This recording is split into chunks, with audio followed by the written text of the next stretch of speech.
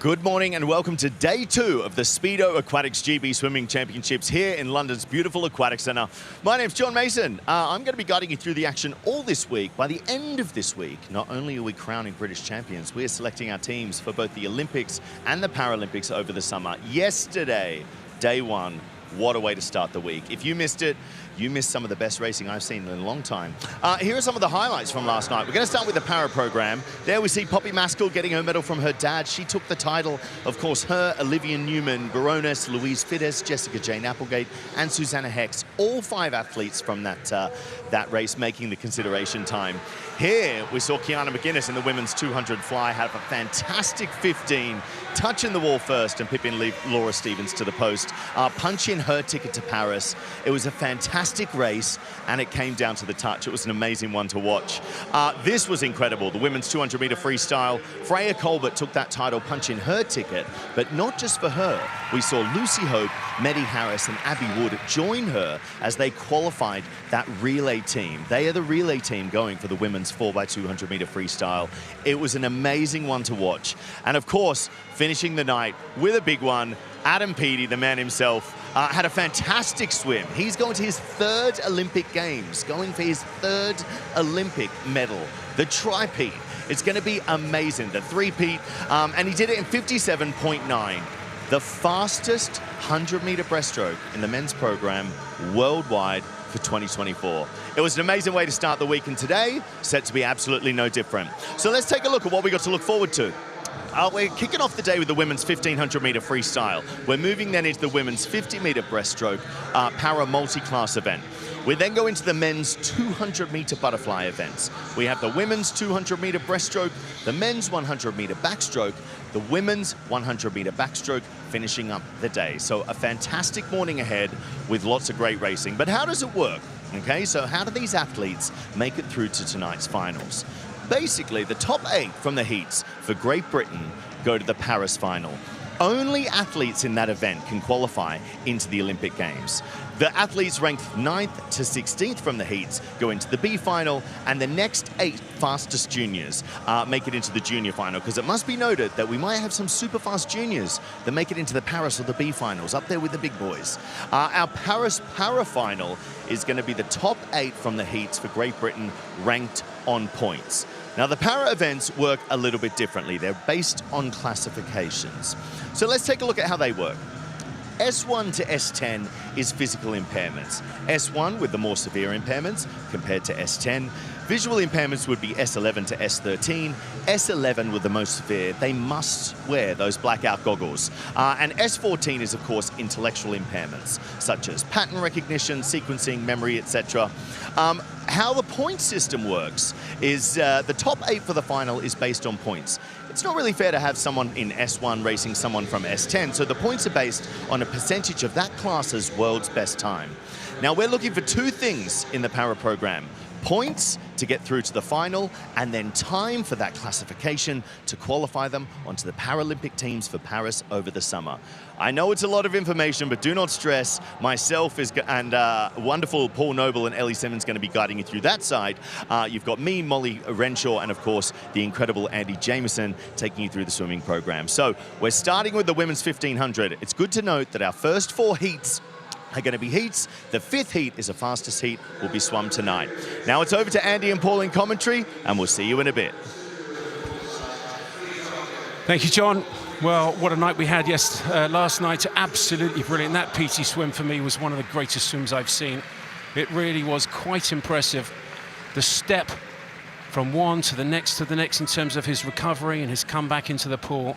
And that was a massive one. I can't believe that just shockwaves all around the world will have been happening because of that 57.100 meters breaststroke.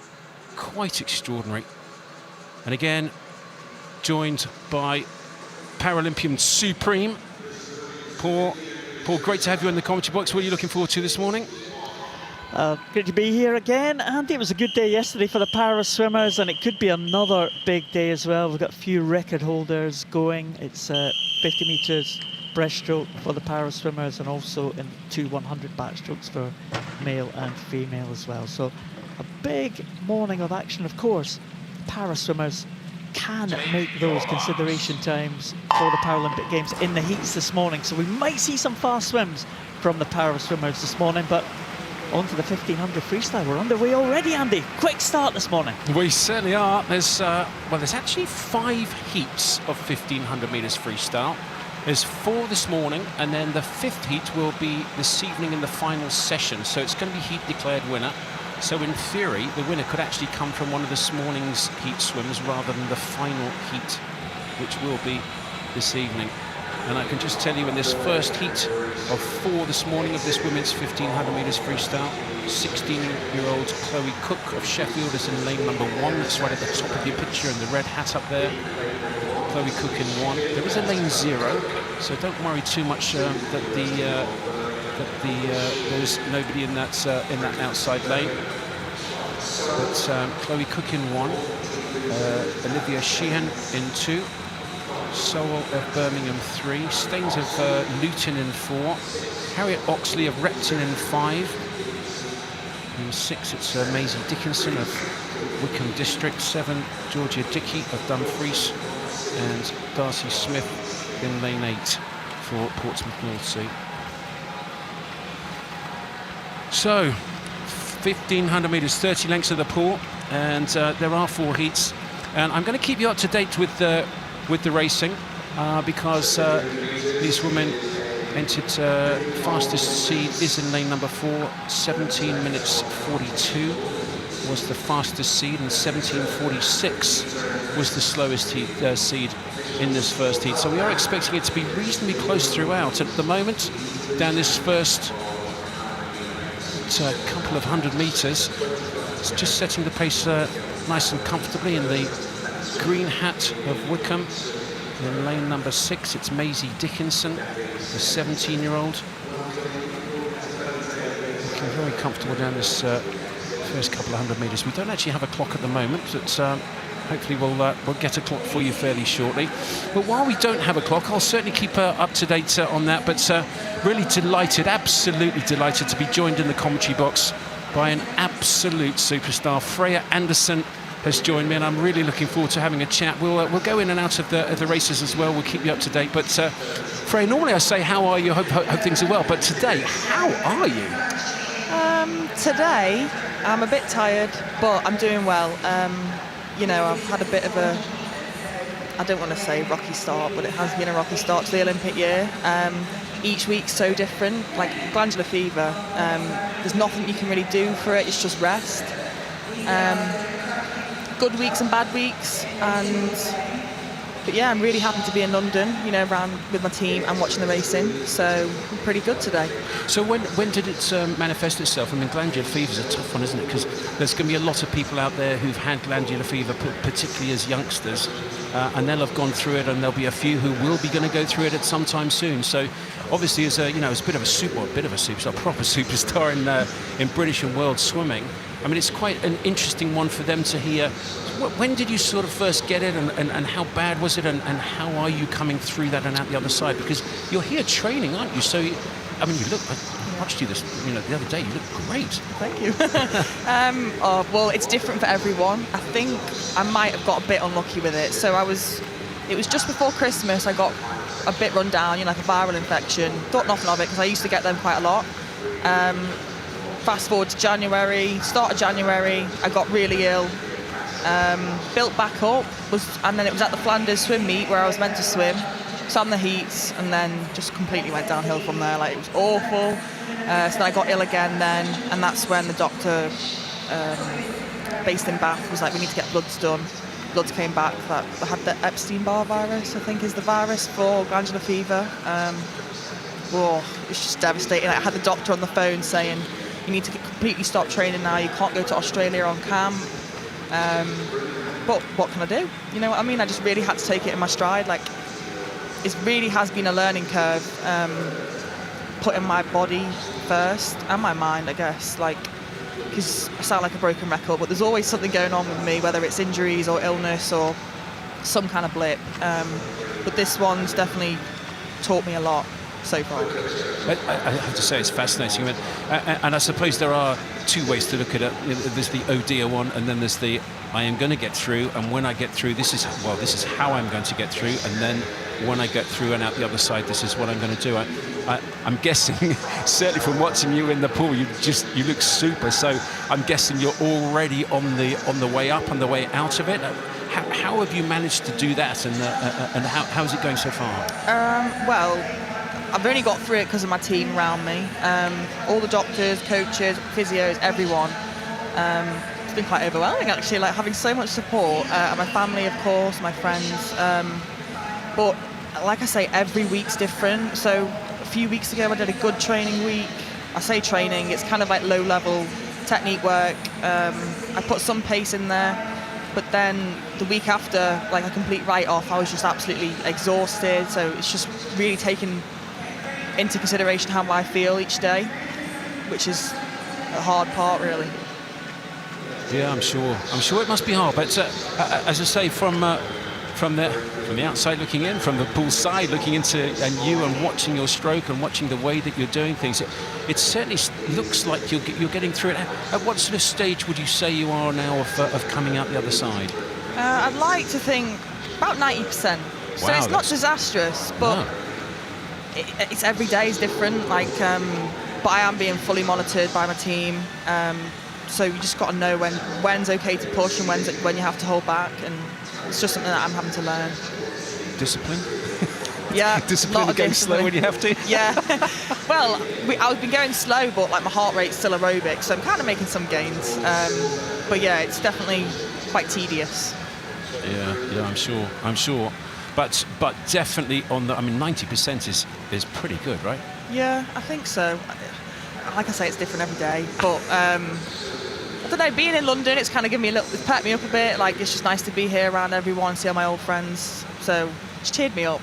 Excellent. And what sort of stuff are you doing here? Because you decided not to race the 200, which sounds to me to be eminently sensible and absolutely right. We should also remind everybody that Aquatics GB has got the right to select a couple of, I don't know what you call it, wild card pick sort of thing for the Olympic Games. So if somebody has that sort of medical exemption situation, or they have been sick and there's somebody that we really do need, then there is the ability, obviously nobody's guaranteed it, but there is the ability to select somebody who either had an absolute shocker at trials or, like you, has been a little bit more sick. And I would like to just remind you, if you don't mind, the last time I remember having that situation happen was Rio Olympics 2016. Do you know where I'm going with this one?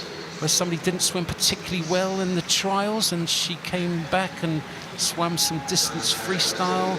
She got a silver medal. Yeah. Silver medal on the 400 and silver medal on the 800. So Rings a bell. there's precedent. Jazz Carling didn't have the greatest trials a couple of years ago. They did use that wildcard selection opportunity, and that led to 2 British medals at the Olympic Games. So I'm fairly comfortable, should I say that as a commentator, fairly comfortable that they have the right, and I think they know exactly where things need to be, as long as you can get yourself back in the right place. So I guess, therefore, just going back to it, nice and steady, don't push it too hard when you don't need to. No, there's no rush, and everyone's told me the Olympics are 4 months away, so I do have some time, but it is just about being steady and listening to my body every day. So 4 months, to me, it doesn't seem like a long time, and I have been panicking a bit, but like my coaches have been telling me, I'm not starting from scratch, I'm not starting from zero, I've still got a bit of a base behind me, so it shouldn't be disastrous, I hope. Oh, I've got to tell you, Freya, looking at you from the side of the pool, you're absolutely superb, and I'm sure that a little bit of comfortable swimming for a while and just a little bit of gentle swimming, it's got to be good, concentrating on the technique rather than really cracking yourself. I should just say that last turn there was the halfway mark in this first heat of 4, the 1500 meters freestyle for women. 4 this morning with a 5th heat, the final heat tonight in the final session. And in lane number 6, that's Maisie Dickinson of Wickham District. She's just leading from in 5. That's Harriet Oxley of Repton. And these two probably about 5 or 6 meters ahead of the swimmer in lane 7, I think it is. It's 5 and 6, yes, in lane 7. It's Georgia Dickey of Dumfries, and closest to us in lane number 8, just coming into the picture now on the left-hand side. You'll see there she is, and the white hat closest to us is 14-year-old Darcy Smith of Portsmouth Northsea. So 13 lengths to go at that turn. This next one will be 600 meters to go in this first heat of the women's 1500 meters freestyle. So, great opportunity to talk to one of the best swimmers in the world. It is Freya Anderson. Freya, you're a great freestyler, obviously. 50, 100, 200, 400. It's quite a range. Where do you see yourself as your best event of that 50, 100, 200, 400 range? I would say 200. Well, I think my strokes are suited to it. I don't think I'm fit enough to do the 400 competitively on the global stage, but the 200 I absolutely love, and the 100 obviously comes with the relays as well, which was amazing to watch the girls last night get on the qualifying time. I did have a bit of FOMO. I really wanted to be there with them, but they got the job done. Tickets to Paris. What more can I ask for? And what were the feelings? Describe the feelings when you're sitting on the side, because obviously you're on your way back. You say you're 90% there, which is very exciting, and then you see, well, the 4 women from that relay from the Worlds in Doha, which I guess, of course, you weren't able to be on for this very reason, because of glandular fever, but they were all in that final. They all swam pretty well. Certainly the first 2 very fast indeed. 156 is your lifetime best. 155.8. 0.8. Okay, so we won't say whether you would or wouldn't, but say it would have been great fun to be in the mix. What were the feelings when you were sitting on the side watching?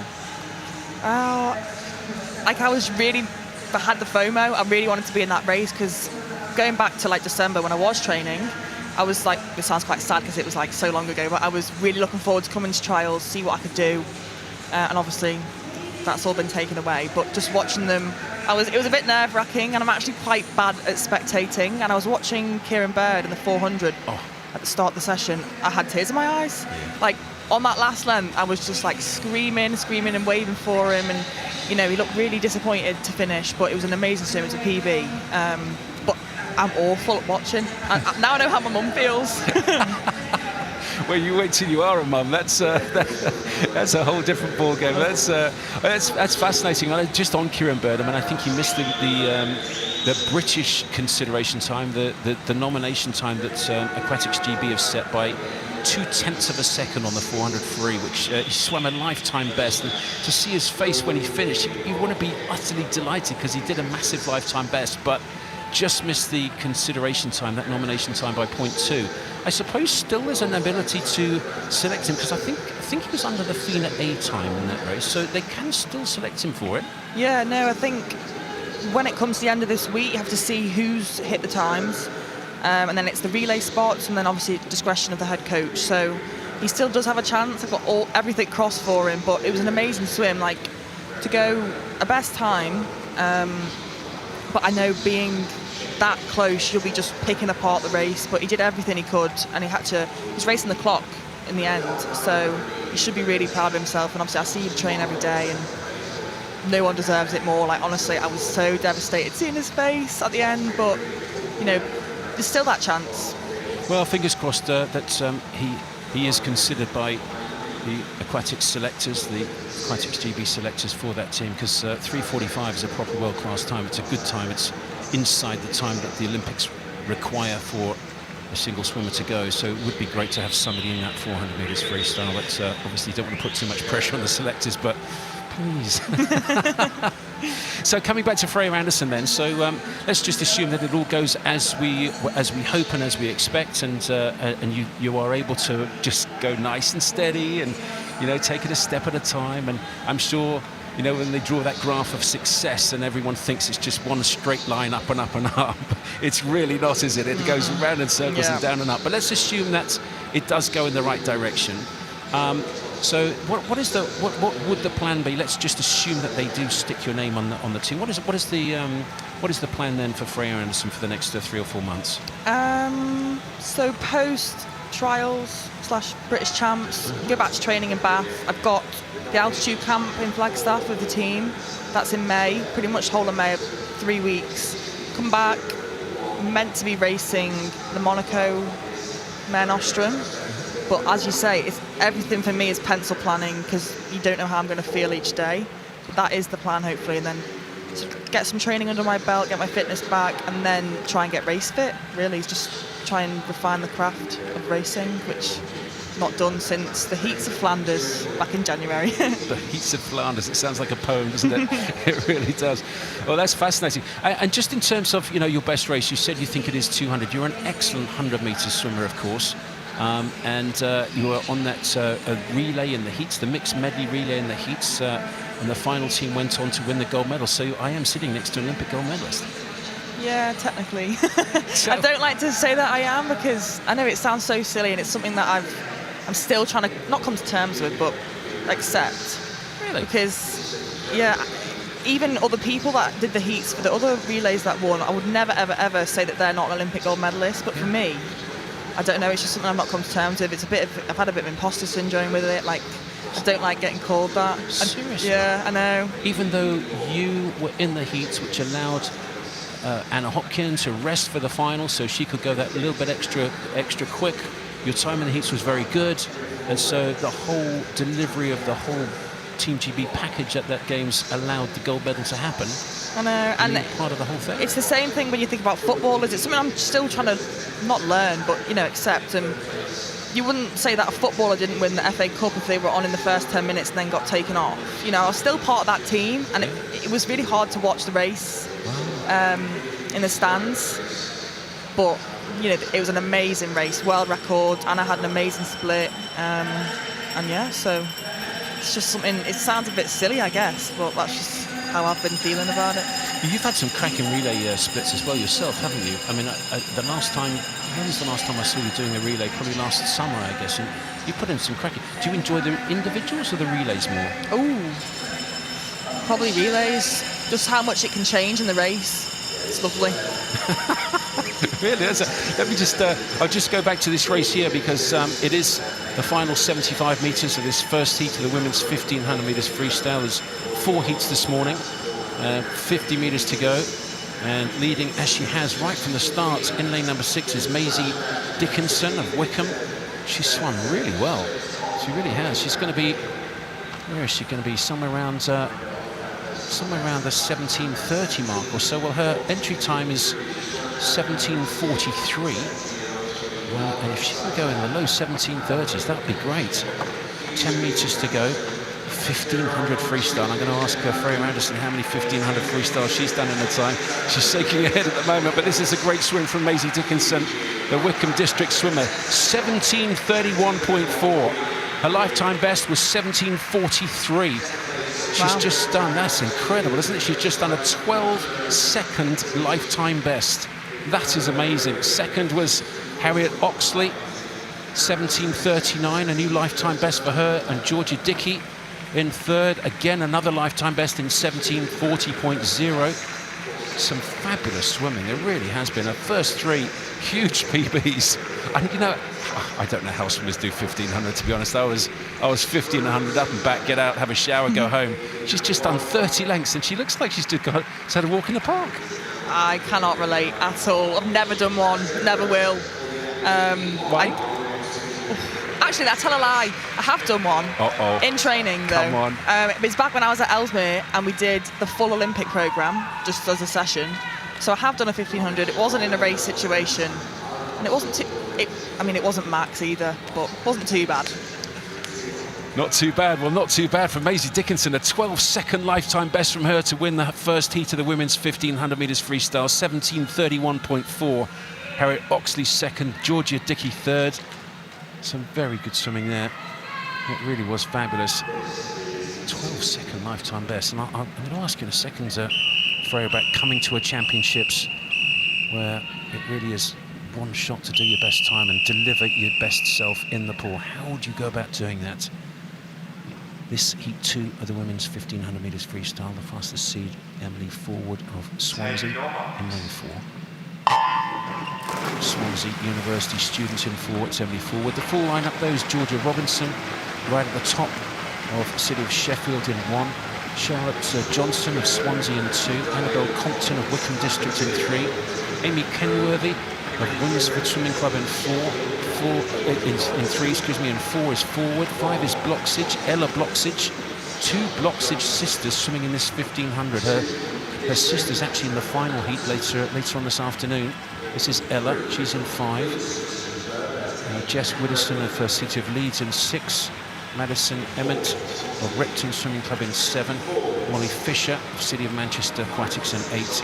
And Catherine Noble of Newcastle Swim Team, closest to us in that black hat in lane number 9. And these first couple of 100 metres. Well, Freya, you did say that you've done a 1500 metres, but it was when you did the full Olympic programme in one session. That's quite a session. Hopefully it wasn't with the 8 and the 1500 metres. Did they have the 800 at that time? Yes, and 200 fly. Oh. And I actually quite enjoyed it. Did you? Wait, hold on. What did you enjoy? The whole session? Or The 200 fly. Did you? I've never. Well, I think I did one when I was maybe 11 in training, and it went like 4 minutes probably. Does it? Can I ask you, a bit of a cheeky question? Does it count if you do it in training? I did a 200 fly, and I'm like, wow, what time? Where was that? Did you get a medal? I was in training. Does that count? No, but that's the only time you'll ever see me doing it.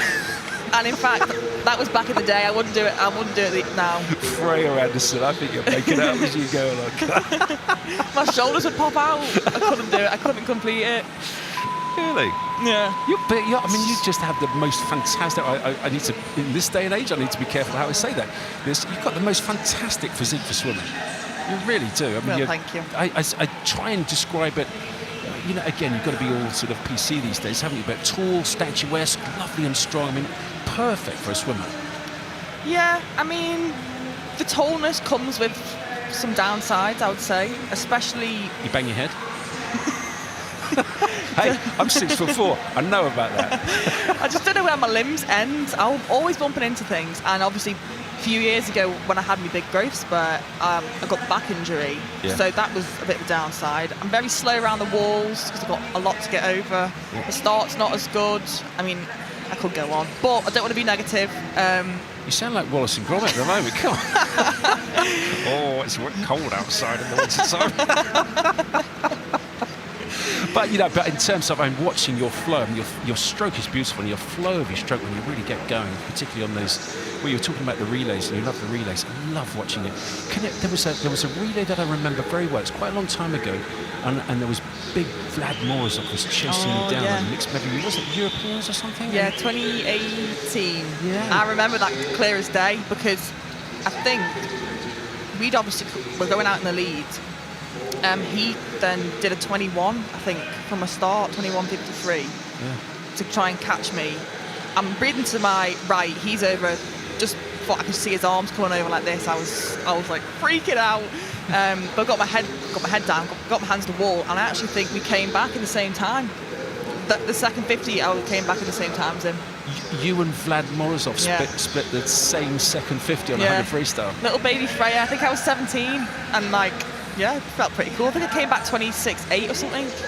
Well, I've got to tell you, I've been commentating 35 years, and that is one of the great memories of my commentary, to have big Vlad Morozov shanking you down on the last leg of a mixed medley relay. Of course, you can swim 2 men and 2 women in any order, and so I guess the British team at that time decided to have Freya Anderson on the freestyle leg against Vlad Morozov. And you held him off, and I've got to tell you, I nearly hopped out my commentary box. It was so exciting. It was absolutely brilliant. I can still see it clear as day. Can you really? Yeah. Like his big arms windmilling. I was like, he was so fun. He was and still is a big man. Let me just give you the update on this second heat of the women's 1500 metres freestyle. Emily Forward of Swansea University, coached by Hayley Baker, right in the centre. And Swansea working, I'll tell you a bit more about Swansea later, but working very well with their national performance team, and done a lot of sports science stuff there, really making that a very special and proper high performance programme now. And Emily forward, right in the centre in that green hat of Swansea University, looking good. Second at the moment. Well, it is pretty close. Let's just have a look. The angle I'm sitting at doesn't really give me a great shot right. Maybe up there in, what is that, lane 2? The zero's right at the top. So zero's Georgia Robinson, Charlotte Johnson in lane 1, also of Swansea University, and Annabelle Compton maybe just about second. No, it's actually Jessie Widowson in lane 6 is just in second. And in 7, it's Madison Emmett, and those two, along with Annabelle Compton, going well. So it's there's a big scrap for second, third, fourth, fifth, isn't it, at the moment, but way out in the lead. Must be about 10 metres or so at the moment. It is Emily forward. And she's going to, I think that's the 500 metres turn. She's turning 5:41. So 1,000 left to go. Gracious me, 1,500 metres freestyle. They're a different breed. They really are, these distance freestylers. I have to admire them. And I'm sitting here next to the great Freya Anderson, sprint freestyler. But saying sprint freestyler, I've seen her do 50, I've seen her do 100, I've seen her do 200, and I've seen her do 400, which is quite an interesting one. That's not a sprint. It's not. Is it middle distance? I would say so. I mean, nowadays, everyone's saying everything's a sprint. People are saying you need to have speed for a 1,500 if you want to get in the mix. I would class it as a middle distance, yeah, but that's in my past. I don't think I'll be doing it again. Tell me about as an age group though, because that's quite an interesting thing, isn't it? Some programs really encourage the youngsters to try everything. Are you a fan of that as a youngster? Yeah, for sure. I mean, back when I was 12, I was a full breaststroker. I qualified for nationals 200 breast, and you can't close any doors because now I'm a freestyler. So yeah, I definitely think you should try out everything, do as much as you can until you find what fits for you. And what sort of age did you decide what fitted for you? I think it kind of happened naturally because I had knee problems. So breaststroke kind of went out the window. I think I actually qualified European Juniors 2016 on 100 breast. Breaststroke? Yeah, and 100 free. Wow. So they kind of overlapped. That was sort of the last time I kind of raced breaststroke because of this knee injury that I had. And then just sort of had a smooth transition into freestyle. Right. So yeah, a bit of a funny story really. I think because when I was back at Royal Metro, I was training quite a lot of freestyle anyway, and it just sort of happened naturally. I think it was 2015 nationals. My first national medal was 200 free, so it kind of just weaved in and out of the breaststroke and freestyle. Okay, and then you went to European Juniors. So did you say you did breaststroke at European Juniors to start I was with? meant to, but my knee didn't allow me to. Okay, but then you went to another European Juniors and did rather well, didn't you? Yes, so I think I did the 2018 European Juniors, and I actually did 50 fly there, and I came fourth. Did you? I Did a proper stroke? Yeah. So I just thought I'd give that a little go.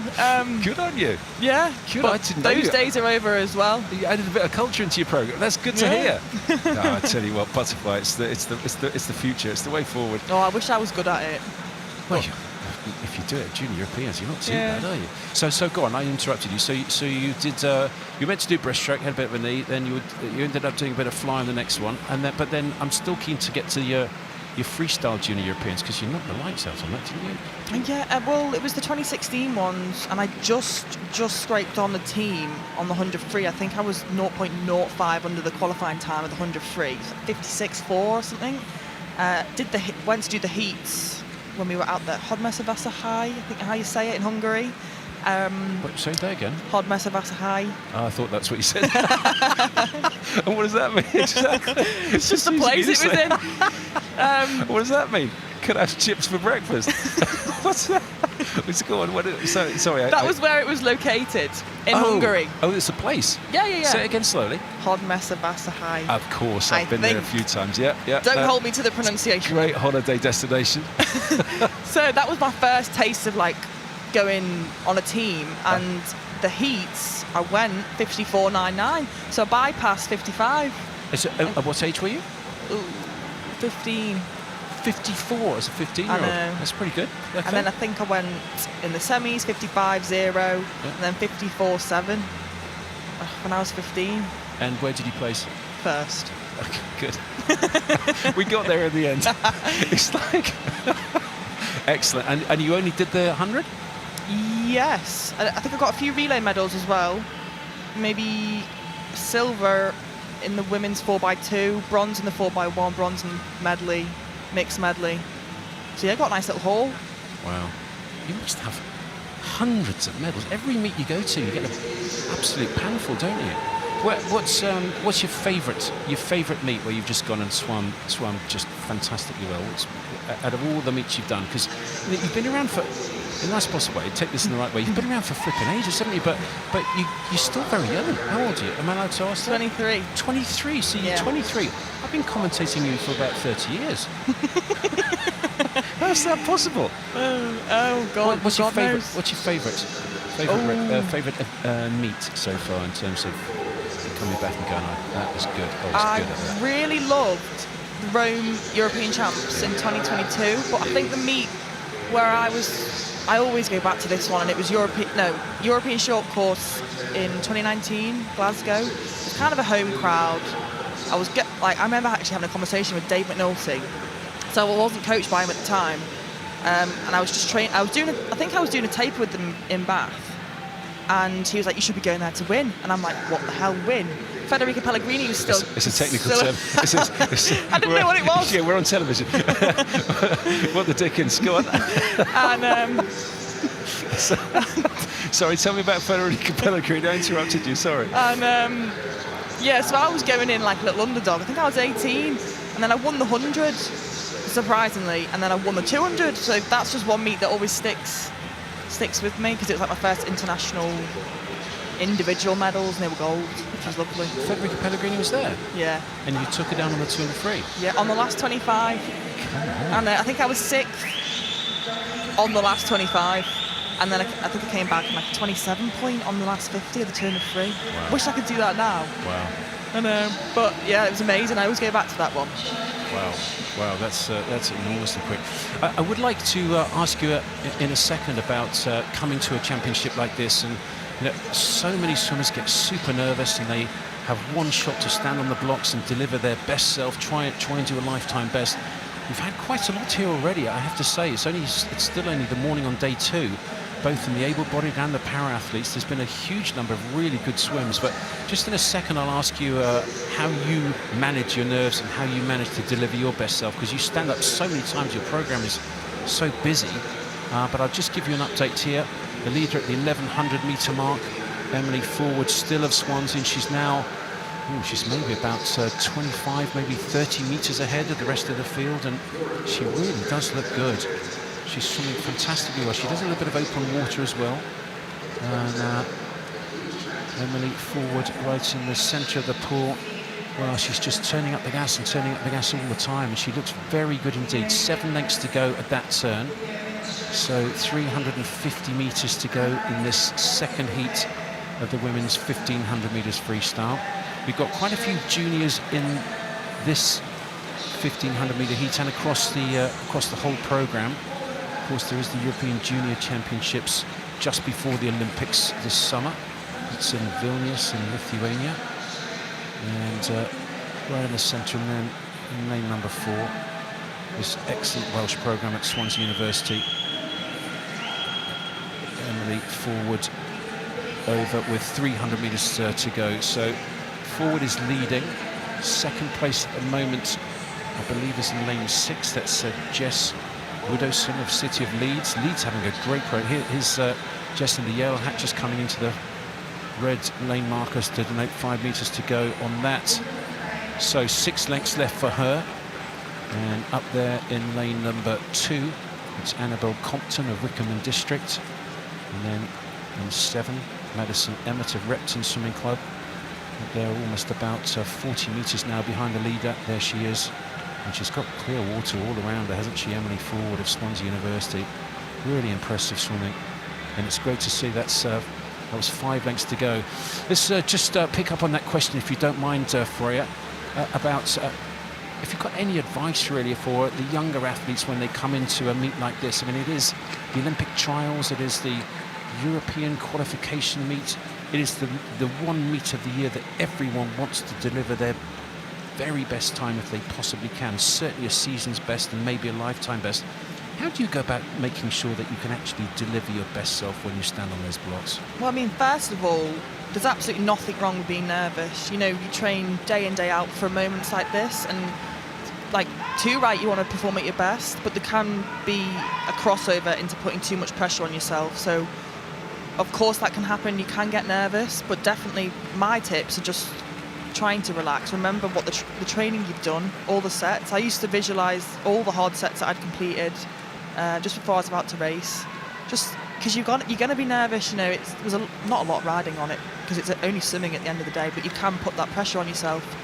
But just use the people around you. Everyone's in the same boat, and you know, you've got a lane, you've got a chance. So just go and try and enjoy it. Like, you see people getting really, really tense before races, which could actually have an adverse effect, make your swimming a bit slower.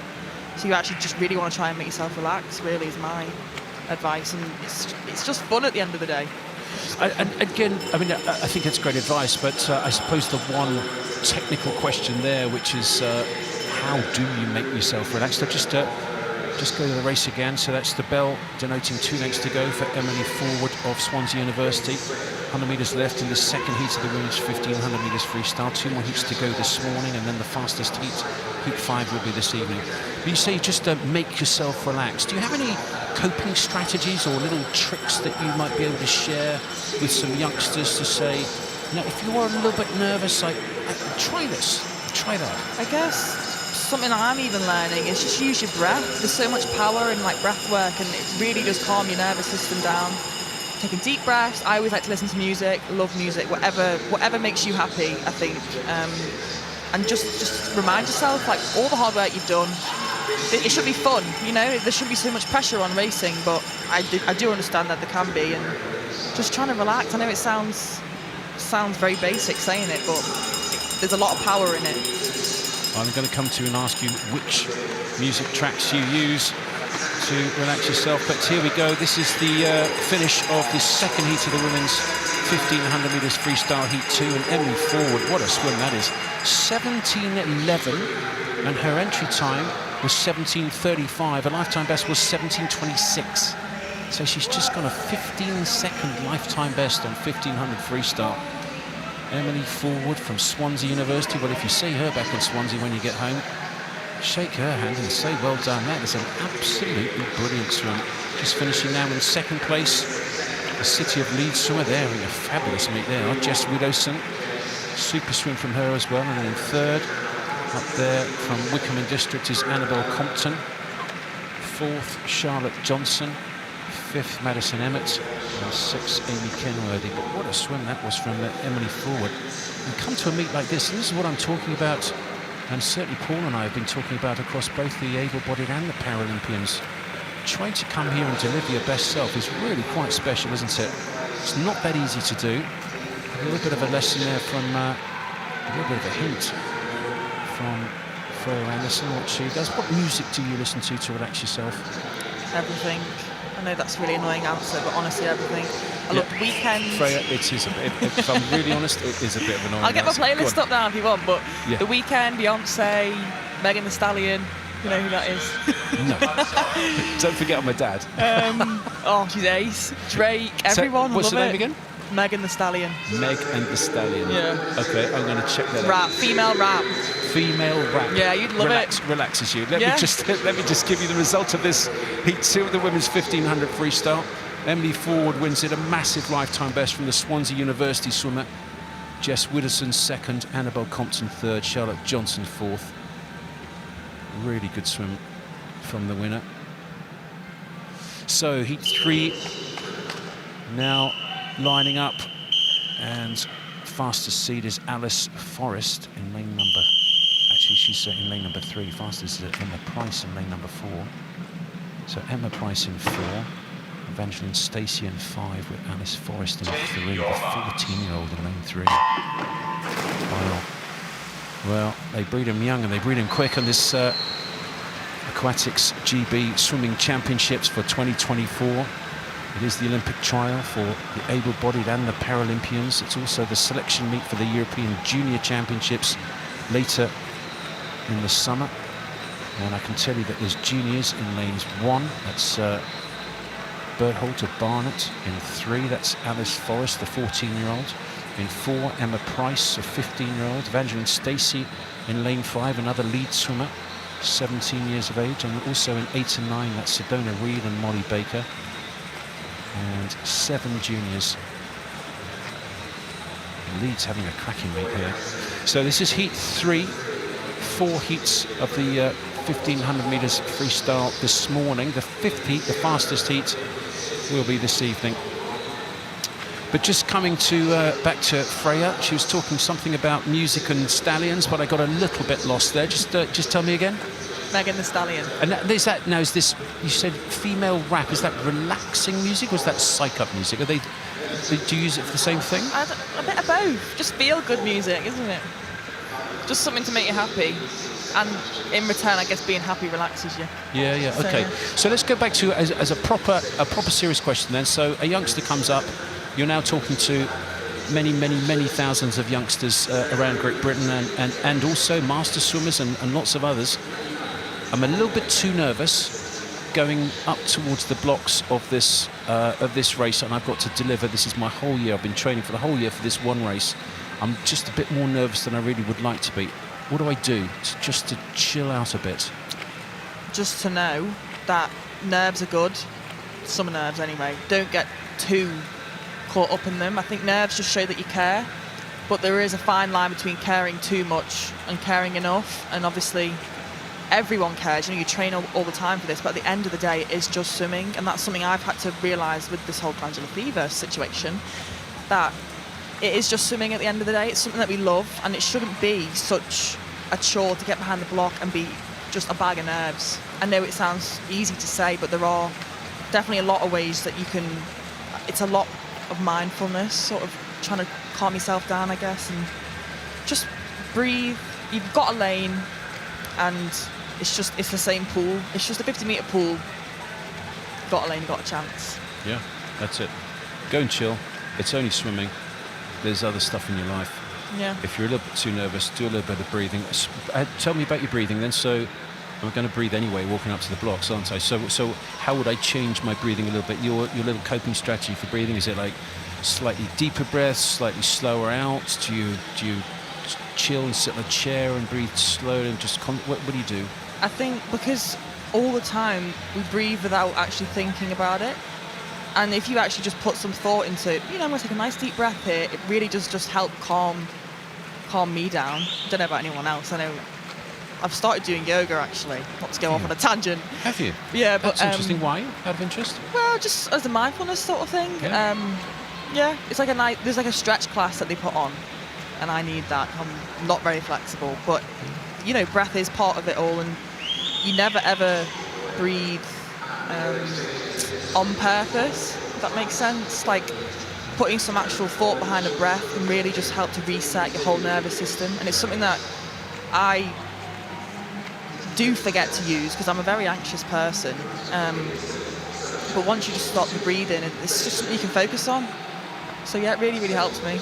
Yeah, no, I like it. I think that's a really good point, and for youngsters as well, it's a very good way of doing it. I have to say, a little while ago now it was, but I used breath control very carefully to calm me down when I got a little bit overexcitable, and it works really well.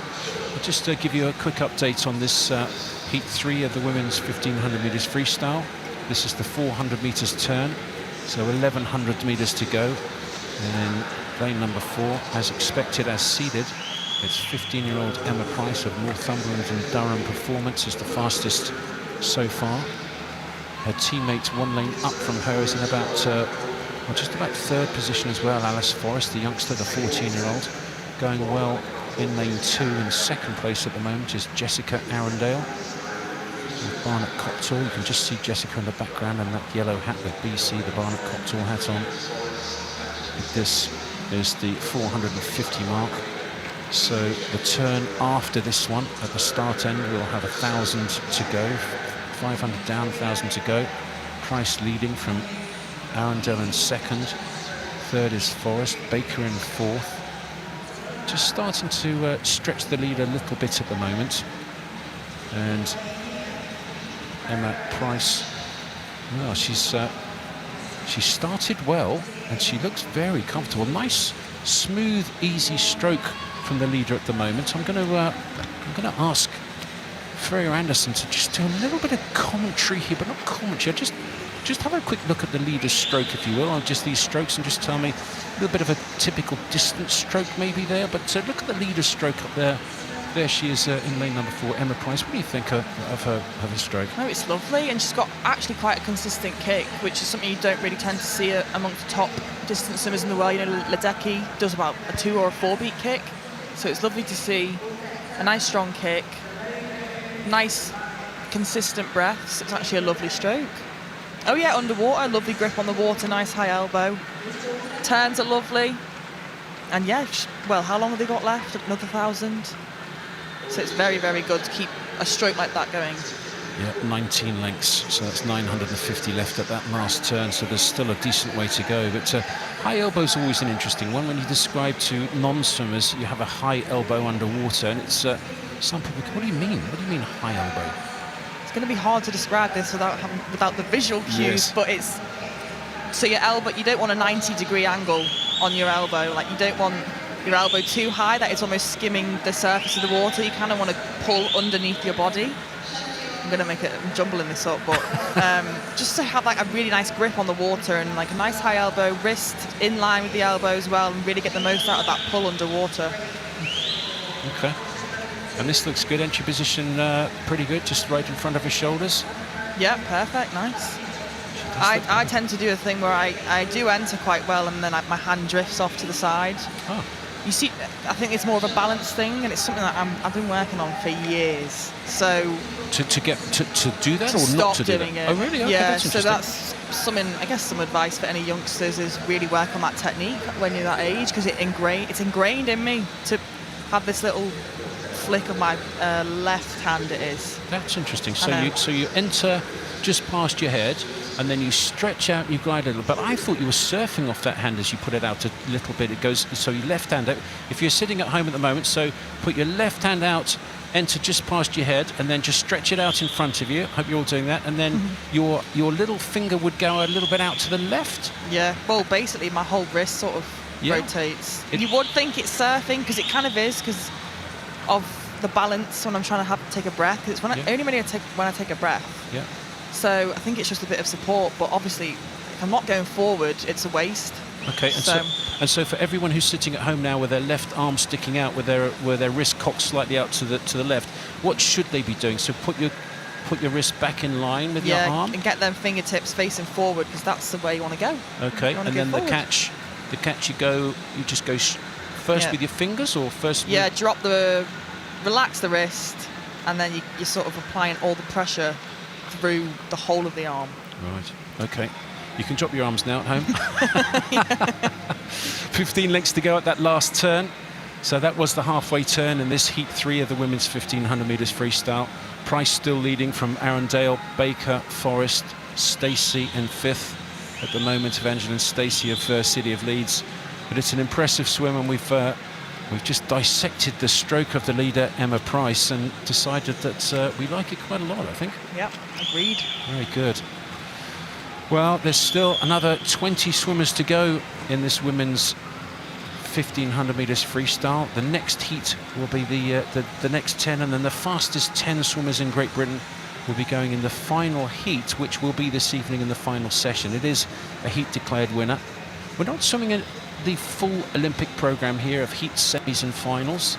Is that of benefit to the swimmers, do you think? I mean, if it's an Olympic trial, I suppose one thought is do the full Olympic programme, so you have to go through the heats, the semis and the finals, but the other one is if you don't need to, we've only got 6 days here and maybe 8 or 9 days at the Olympics. What are your views on that? Yeah, well, when you add in the semis and obviously relays, not like we did relays at the trials, but it becomes a lot of racing, and every time you have to come into the pool, at the Olympics there's actually a lot of walking, so walking in, going to the pool, doing half an hour pre-pool, doing a half an hour of pool warm-up, getting suited, land activation and then racing, it really becomes quite a lot to do.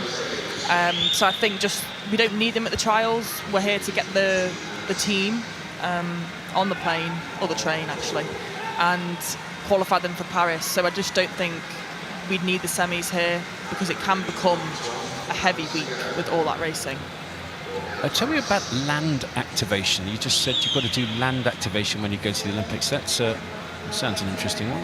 Tell me what you do for that. It's like a priming routine sort of before we race. So it's kind of similar for most swimmers. Is we do pre-pool, do our race warm-ups, get changed into our racing suits, keep warm, and then you have that activation just to get your muscles firing. Stuff like sort of explosive stuff. So squats, med ball slams, throws. Quite a few swimmers skip or go on the bike just to raise that core temperature.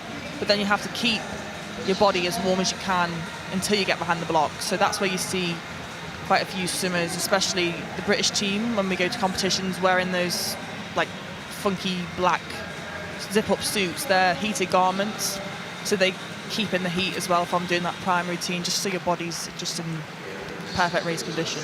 And that's fascinating, isn't it? I mean, they're proper techie piece of kit, those things, aren't they? It's basically a hand warmer for your whole body, isn't it? It's can get very sweaty as well. So there's always someone hanging them out to dry once you've used them and disinfecting them. Do you?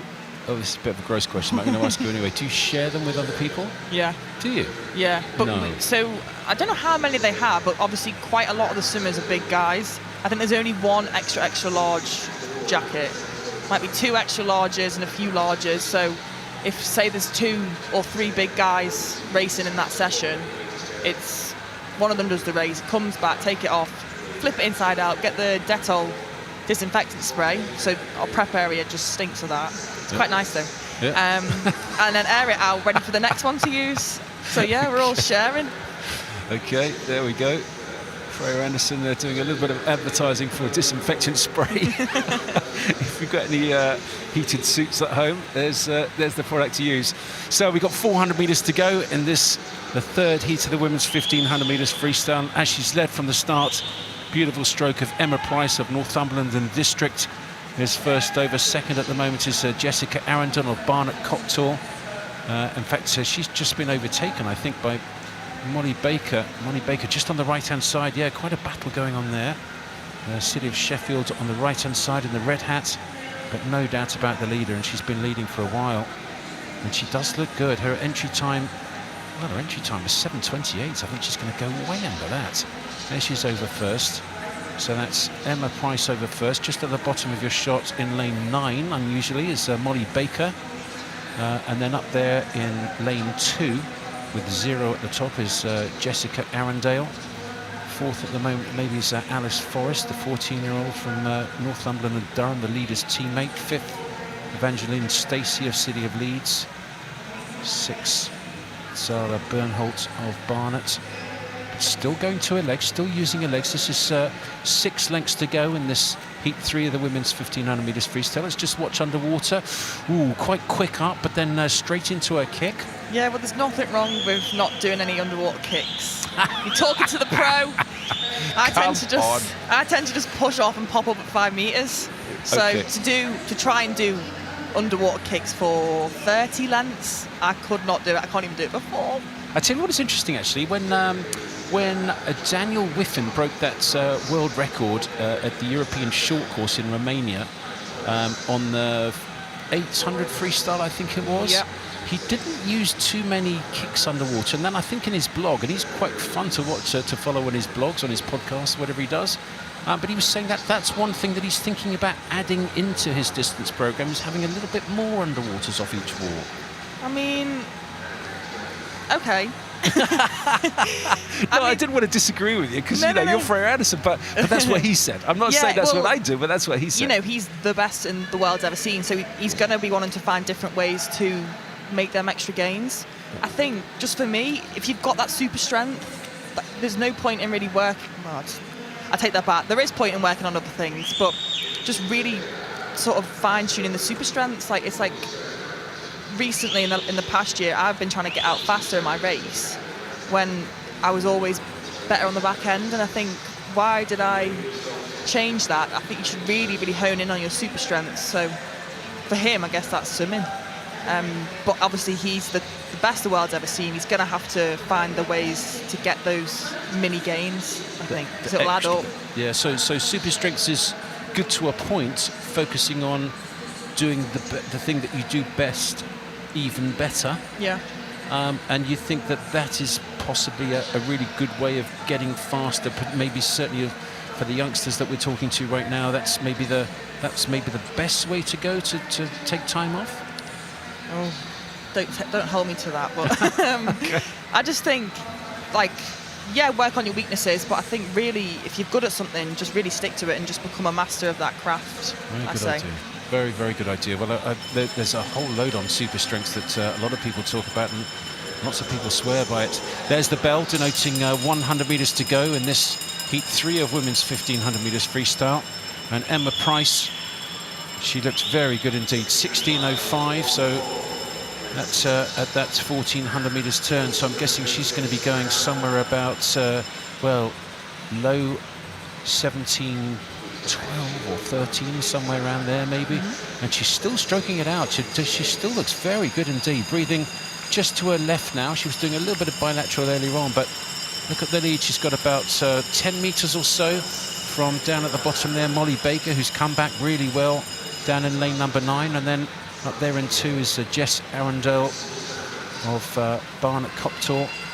That's this a really impressive swim. It is heat 3 of 1500 metres freestyle, and right in the centre, the 15-year-old. Oh, she looks fabulous. She really does. She swam a masterful tactical race, and Emma Price is going to win heat 3 of the 1500 freestyle.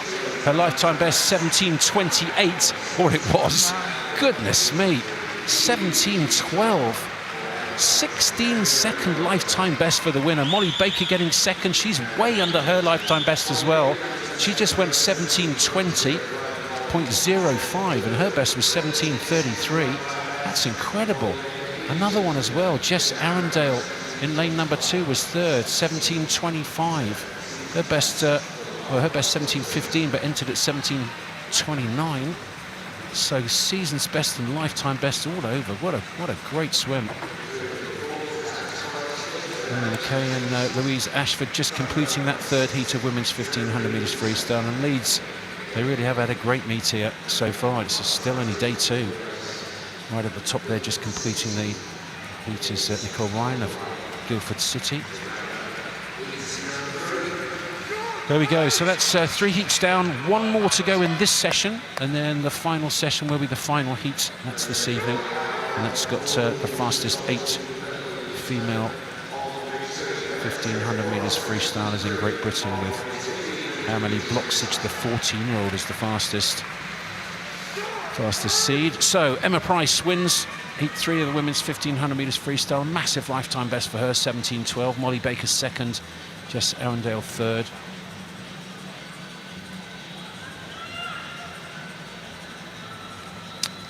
And the last heat this morning, heat 4, it says heat 4 of 4. It is heat 4 of 4 this morning, but with that 5th heat in this evening's final session. There's the red hat of, I think that was City of Liverpool, isn't it? That's my old team, City of Liverpool. Just joined their LinkedIn group. I've just got a new LinkedIn group. Trying to attract sponsors and alumni. I've just got LinkedIn, actually. Yeah, it's good. Love to LinkedIn's connect. good. Yeah. Yeah. Have you I'm connected, new to it, though. Have you connected with me yet? Don't think so. I don't think you have. I'll get on it now. Freya Anderson. Listen, I've been talking to you for the last hour, and you've not linked in with me. I'm very sorry. Good gracious. I'm mortified. Well, it's been a great pleasure talking to Freya Anderson. She's about to leave. No, she's not. It is. It's very good for business, I have to say. But people do contact you. So contact Freya Anderson on LinkedIn. She's just joined it. You can have about 5,000 new LinkedIn people or whatever. Anyway, this is the final heat this morning of the women's 1500 metres freestyle. It's heat 4. 1 more to go this evening. Ruby Griffiths right at the top there in lane 0 for Mount Kelly, the 18-year-old. Grace Cummings of Thanet in lane 1. 2 is Abby Roscoe of Wirral Metro. 3, Phillida Britton of Ealing. 4 is Lucy Parsons of City of Liverpool, the fastest seed, the 16-year-old. She is the fastest seed. And 5 is Livia Kingsland of Nova Centurion. She was on the European junior team a couple of years ago. In lane 6, it's Kate Cotter of Chelmsford City, the 16-year-old junior. In lane 7, Myri Craig of University of Edinburgh. In lane 8, Evangeline Belt of Plymouth Leander. And in 9, it's Emily Johnson of Millfield. So the early stages. Tactics on 1500 metres freestyle. I know you haven't done too many, but I know you've got lots of friends who are absolutely fantastic at it. In terms of tactics for a 1500 freestyle with 27 lengths still to go, you can just see those turning judges holding up the numbers of how many lengths there are to go, so they don't lose count. How do they go about, generally, how do they go about doing 1500 metres from a tactical perspective, Freya? As you say, I'm no master, but I would say just getting into the race, really, and settling into that rhythm. You know, you have got 15, 16, 17 minutes of swimming, so you don't want to go out too hard and suffer on the back end, but then you don't want to leave it all to the last length. So it's really quite hard to get that balance right, tactic-wise, on a 1500. I know the men these days really get after it and, you know, get into the race, start from the very start, start sprinting. So it can actually make it a very exciting race. I know Greg Palcineri from Italy, he likes to take it out really fast, and then you've got Hafnawi and is it Sam Short? No, I might be. Yes, the Australian, Sam Short, yeah. They had a really great battle at the Worlds. So the American, is it Bobby? Oh yes, Bobby Fink. Yeah. He does an amazing last 50. So there are different tactics to it. Yeah. There's those 2 brothers from Ireland. Yeah, the Whiffin twins. But yeah, I don't know. I think personally, I would just get into the race and just sort of settle into the swim. Okay, so settle. So we're in the race. We're settling. This is what is the 300 metres turn. How far do you need to settle before you do something different, and what would that be? Oh, I don't know. I feel like I know different swimmers do it differently. I know swimmers that do it in three lots of 500, so sort of build into the first one, hold that middle 500, and then sort of build into that last 100 as quick as you can. So yeah, there's just lots of different ways to go about it. I think just find what works for you. Like I said, with your super strengths, you might be really good at coming back in that last 200, 100. So yeah, just about like messing around with it, I guess, and playing around and seeing what works best for you. Well, talking of super strengths, Ruby Griffiths in lane 0 from Mount Kelly started really well up there in that white hat. She really has gone off well. She's leading.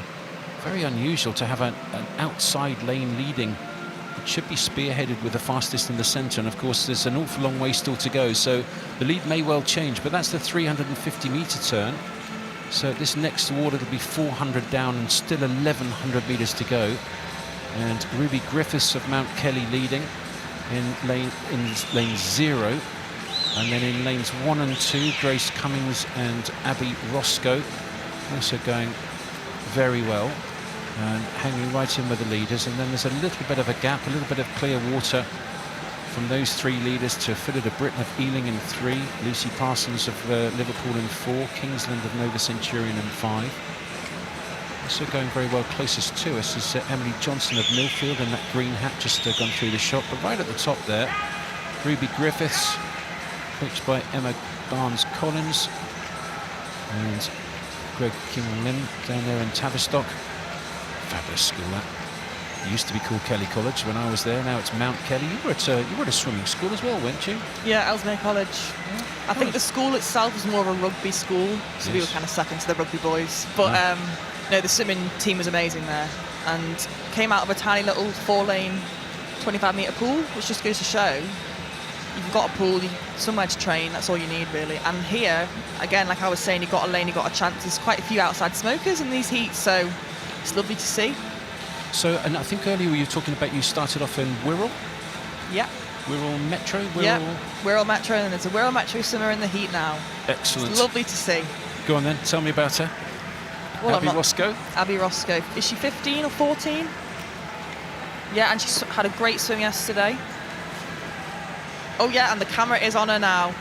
Lovely stuff. So Wirral, I think, yeah, they must still train at Europa Pools Leisure Centre. That's in Birkenhead. So yeah, shout out to anyone watching from the Wirral. She's got the black hat there. It's actually lane 2. It's the third from the top with 0 at the very top. The leader there is Ruby Griffiths. Then we have Grace Cummings, and then Abby Roscoe, who's the one you're talking about, the 14-year-old, who's actually just starting to make a little bit of a move in that black hat in the third from the top in lane 2. So it's still Griffiths over first, with Roscoe now your alma mater, I would say, Wirral Metro.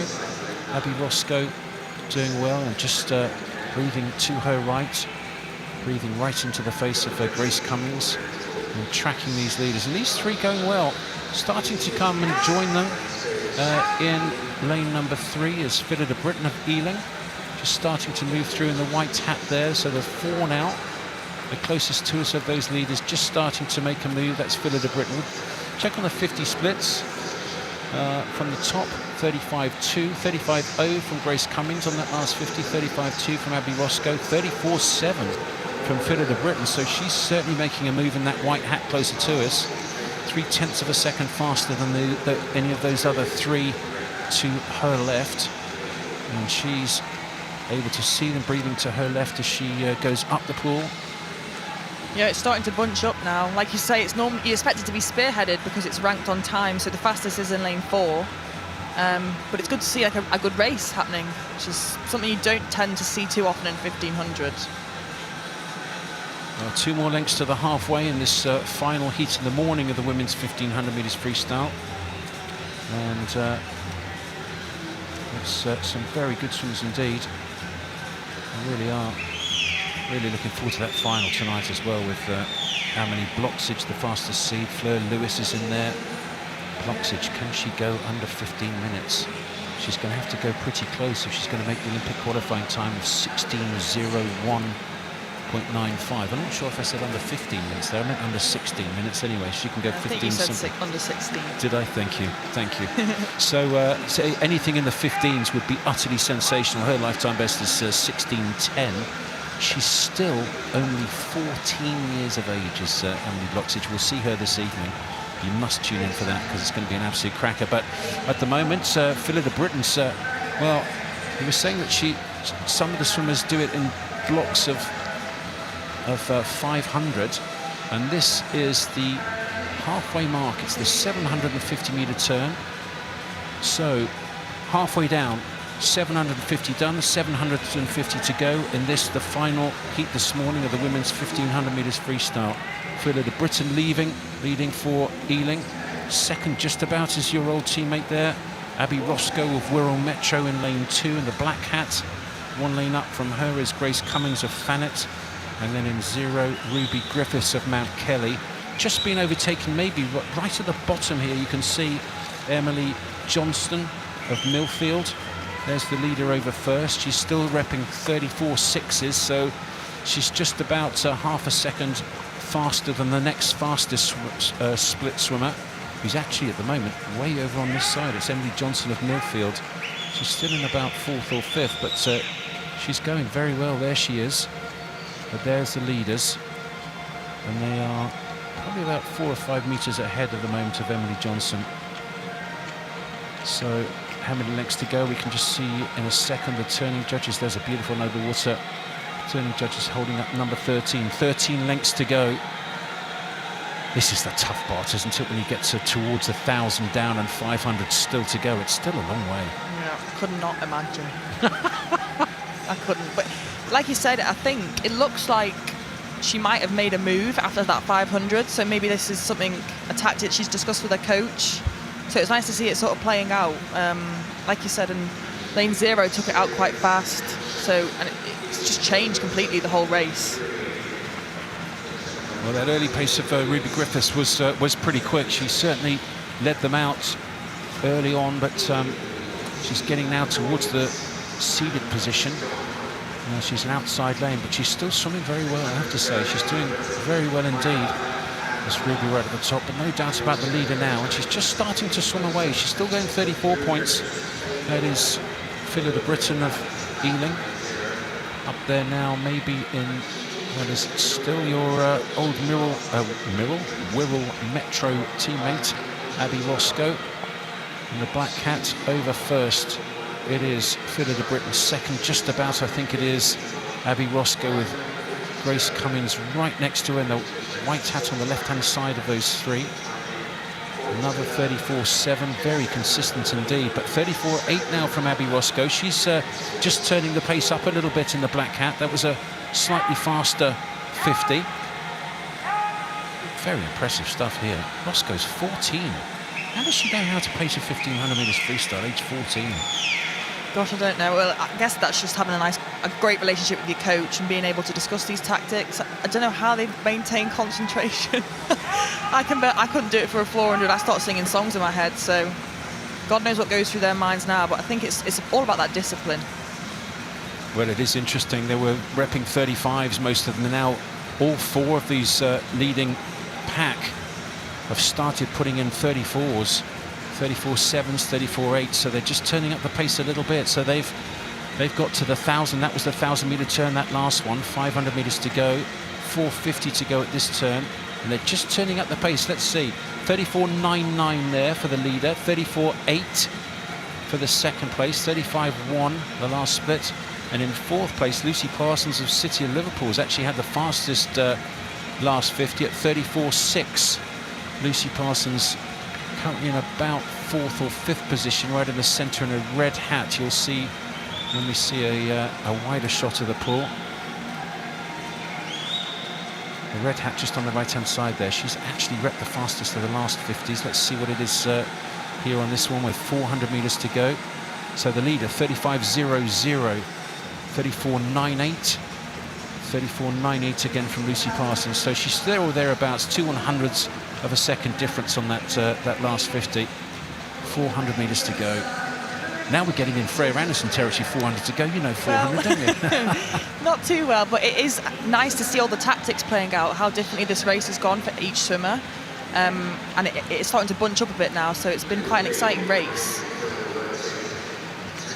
So Freya Anderson, well, she's having a little bit of a look there. She, did you see that way? She sort of stuck her head up to try and see the number of how far she's got to go. Yeah, I mean, I used to do that in 800s. I'd probably every length, just to make sure that I wasn't miscounting. I don't know, I feel like it's a big fear for swimmers to sort of stop early, so I don't blame her for having a look. But question for you though, Freya, do you look at it as you're going into the wall, or do you look at it as after you've turned and have a look at as you're coming away from the wall? Because surely it's easier, isn't it? If you're breathing, you can just breathe a little bit back and yeah, and look I think after so. I would say most swimmers probably on the way out of the turn, but like you say, especially in open water, quite a lot of swimmers actually practice looking up and down, sighting practice. So it doesn't really affect the stroke too much, lifting your head up like what, for a split second. So I guess whichever works for you. Indeed. It's certainly working for Freya Anderson right in the centre there. She's looking very good indeed. Her coach at Ealing, Dave Heathcock. Also Alan Thornton there at Ealing. Both been there a while. Fabulous coaches. So it is Freya Anderson, but it looks like in lane one, Grace Cummings just starting to catch up a little bit from Thanet. And Freya's last 50 was 35.2, and Grace Cummings 35.0. She's just caught up 0.2 of a second. Yeah, Yes. Abby Roscoe lapping 34 seconds, so could all still be to play for on this last, how long's left, 300, 350? Yes, I think they might have 3 lengths to go. 3 lengths to go at the next one, so I think this is maybe 200 to go, is it? I think it is, 200 metres to go. So first with 200 metres to go is Freya Anderson of Ealing. Her last split, 35.0. Second is Grace Cummings. She went 34.8, so she's just taken another 0.2 of a second outside of the leader. Just eaten into that lead just by a tiny bit. It's 0.1, 0.2, but when you've got 30 lengths, they all add up. Yeah, definitely, and I think this is the part where you're just trying to get everything out of the swim that you can. Like Lucy Parsons is still there, she's repping 34 lows, so it could still all be to play for in this heat.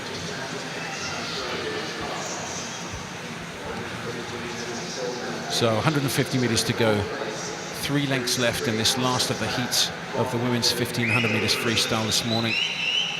And Freya Anderson well, she's swum it very well. She only really took the lead after about, what, 600 or 700 metres or so, and then really pushed that middle section. She's held on very well.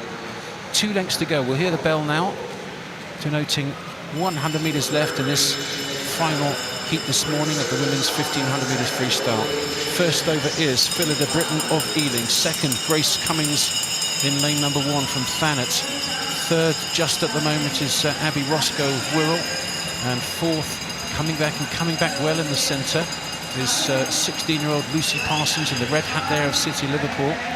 Look at the kick now, though, from Freya Anderson. That's impressive stuff. And well, she looks like she is going to hold on, maybe, but they're having a go at her, aren't they? It's not over yet. Yeah, it'd be a good battle for second here. But I guess this is literally what you've got left in the tank. Leave it all in the pool.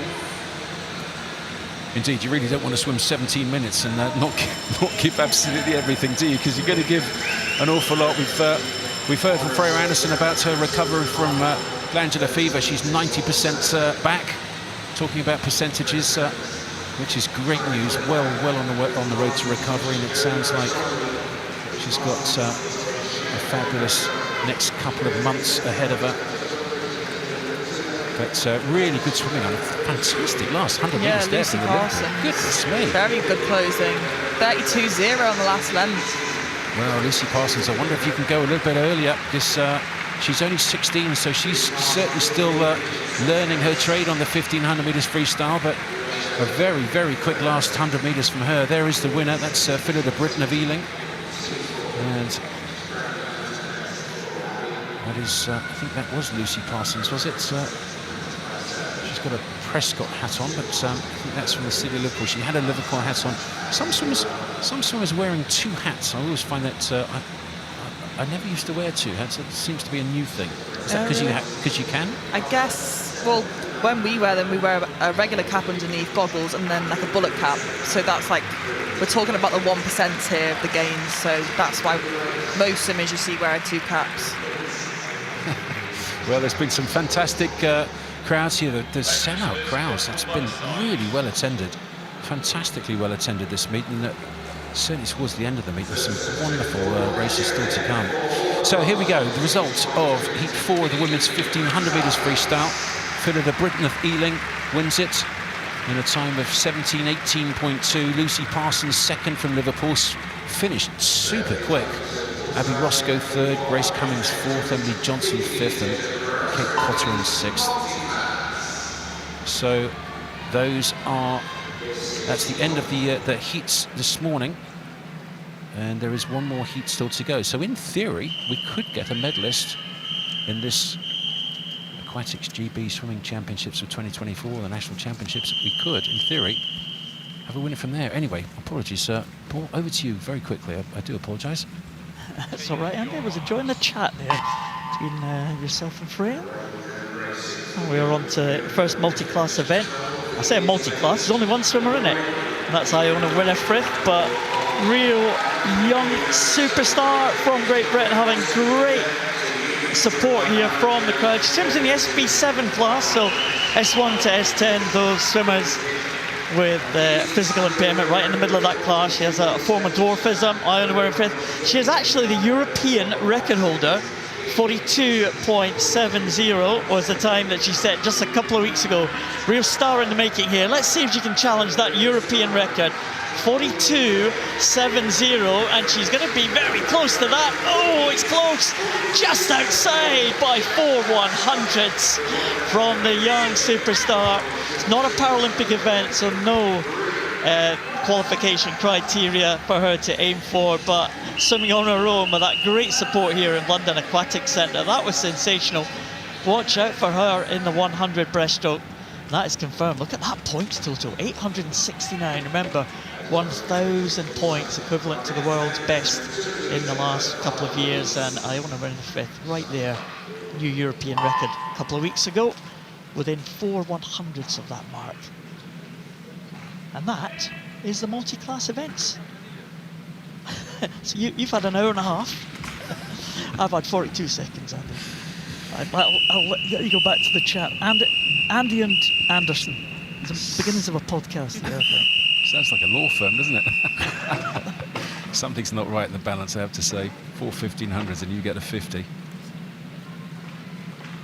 Next race up, men's 200 metres butterfly. 8 heats of the men's 200 metres butterfly.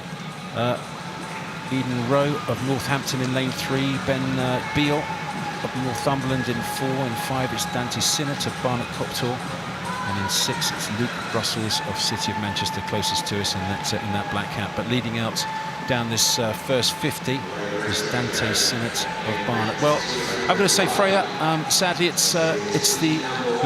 stint is up. You must be utterly delighted, but thank you so much for coming down. I've really enjoyed chatting to you. It's it's been really interesting to hear your insights, not only on world swimming and different ways of relaxing and how the youngsters can improve themselves in terms of focusing on their super strengths, but it's also great to hear that you're, in your assessment, 90% back on track and really hoping and looking forward to commentating on you in Paris very shortly.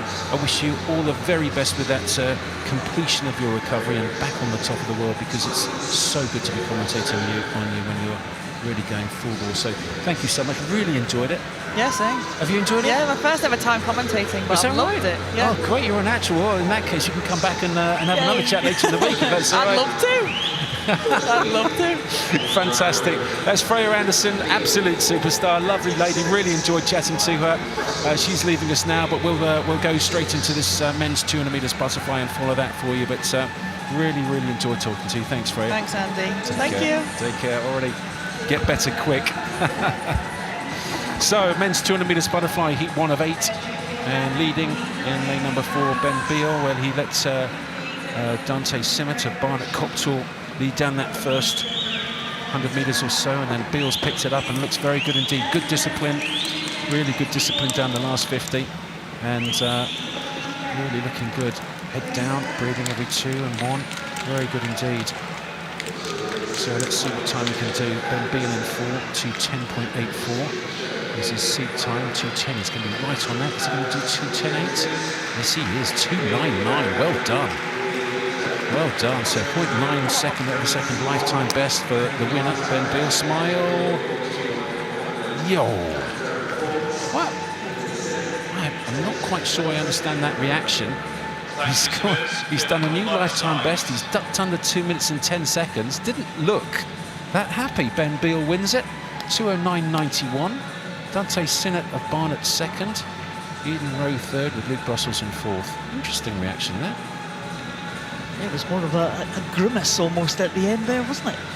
Tough event though, this 200 fly, isn't it? Yeah, it's a proper event. This is second heat of 8 of men's 200 fly. Matt Holland of Wolverhampton is the fastest seed in 4, with Aldred Matthew in 5. Adams Maxwell Adams even. So Matt Holland in 4, Matthew Aldred in 5, Maxwell Adams, not Adam Maxwell, in 6, Matthew Just in 7.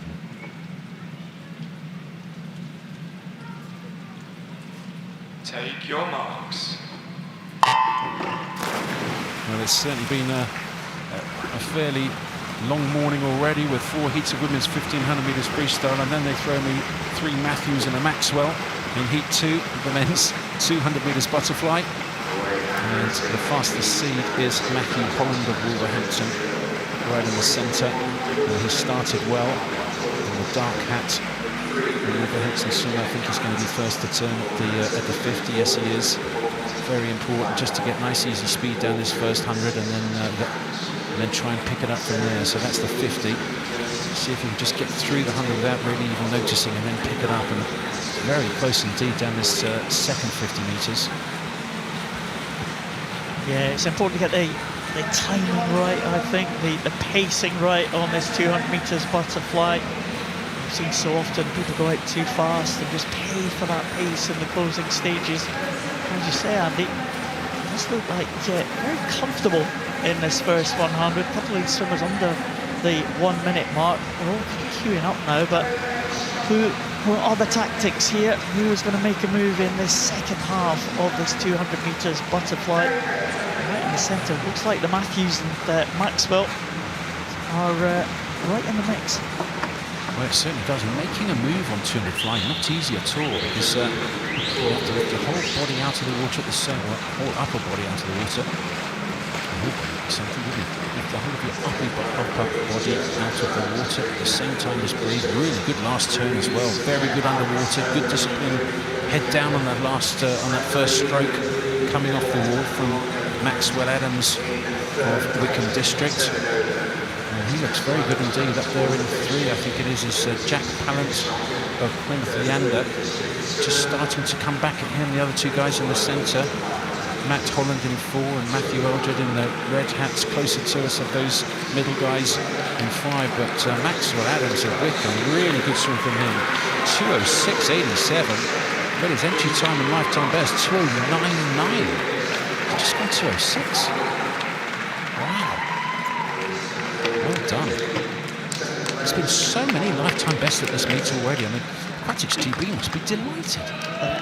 Indeed, they're absolutely stepping up the swimmers in these first heats. And great support from the crowd. We just heard there, the crowd are right behind us. Andy, we're on the pool deck. And the crowd right behind us, big cheers for the swimmers as they came in there. Maxwell Adams confirmed as the winner of that one, 2:06.87.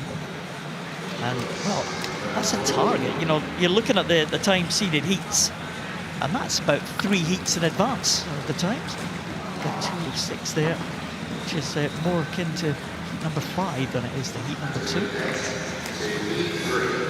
Well, it is indeed, and I think the interesting thing about that, when somebody in a heat like that goes at 2:06 when they've been seeded at 2:09, you can almost hear the adrenaline pumping around these guys in the next heat, because, well, they're expected to be faster as the heats progress. They're meant to get faster and faster until you get to the seeded heat. So, well, they've just seen a 2:06, and they're all entry times of 2:08s and 2:09s. How they're feeling right now. Take your marks. Heat 3. So heat 3, the men's 200 metres butterfly. There is an empty lane. I think that is in lane number 5. So Sam Cornish has not turned up. Also in lane 8, Anthony Whittle of Stockport's not here. So Josh Press in 0 from Stirling, and 1 at Hawkins of Tunbridge. 2, Chandler of Royal Wolverhampton School. 3 is Ross of Sheffield. 4 more of Leicester. And 6 it's Kinlan of Sheffield. 7 Goodman of Loughborough University. And 9 is Wiffenden of England, closest to us. And 7 Jacob Goodman of Loughborough University. Strong lad, really powerful shoulders, and looks very, very good down this first 25, this first 100, I should say. Nice and comfortable. Also going well up there in lane 1 is Tom Hawkins of Royal Tunbridge Wells Monson. Yeah, it was interesting yesterday when we were looking at the heats, Andy. The likes of City of Leeds, they were really out fast, out of the traps with some great swims in the early stages. The lead swimmer, you can just see in the shot there, is right in the mix as well. A lot of the swimmers here, they're going for European juniors times, of course, in the heats, of course, the Olympic and Paralympic qualification. But this is a target event, so maybe we shouldn't be surprised that we're getting these huge improvements in the heats. I suppose we shouldn't be too surprised, but it's just the volume. I mean, they're just stepping up. For me, season's best is something that you really should be looking to do at the Olympic trial. And if you don't swim your fastest at the Olympic trial, that would be a great shame for you, certainly. But try and work out a way to deliver your best self at something like this, the Olympic trial. But to do a lifetime best and to absolutely smash it, and again, it's what you would like to do, but the nerves sometimes do take over a little bit. We heard from Freya Anderson about a couple of breathing exercises, maybe a bit of yoga to help her mindfulness, and great second 100 metres here. What a fabulous swim that was. Miles Kinlan in lane number 6 for City of Sheffield. What a second 100 metres that was, 2:05.88. Well, we were talking about stepping up and going faster than the previous heat. 2:08.7 was his best time. He's just gone 2:05.8, almost 3-second lifetime best for the winner. Goodness me, there's the result of heat 3. Kinlan wins it, massive lifetime best from him. George Moore also going a lifetime best in second, as has Woofenden, I think, as has Ross as well. Good heat for Yorkshire there. City of Leeds, City of Sheffield. Yeah, good heat for Yorkshire, good heat for Britain as well. That was outstanding. Gosh, we're rattling through these. This is heat 4 of the men's 200 metres butterfly, heat 4 of 8. Getting very close now to the seeded heats. The last 3 heats are seeded. The fastest 30 swimmers will be going cycle seeded through those. There's the second fastest seeder, I should say, in lane number 5. That's Sam Lander of Mount Kelly. And there's the Sterling swimmer. He's in lane number 6. It's Peter Allen. Swims for the Isle of Man. Peter Allen trains in Stirling. Maybe alongside Kiana McInnes. That excellent swim yesterday in the women's 205. Based in Stirling, of course. Another. That was probably the exciting race of the night, wasn't it? You get a bit of advertising for Scottish swimming there. Oh no, impartial, yeah. Listening to your accent, where are you actually from then? I've got to tell you, that was a cracking swim, wasn't it? I mean, it's utterly brilliant. The pacing of it was superb. That's what can happen in a 200 fly. We just saw a supreme example last night in that women's final, that Kiana McInnes was miles behind when she came into that last 50, but she just had something in reserve there to take out the world champion, and that's an accolade, isn't it, in itself?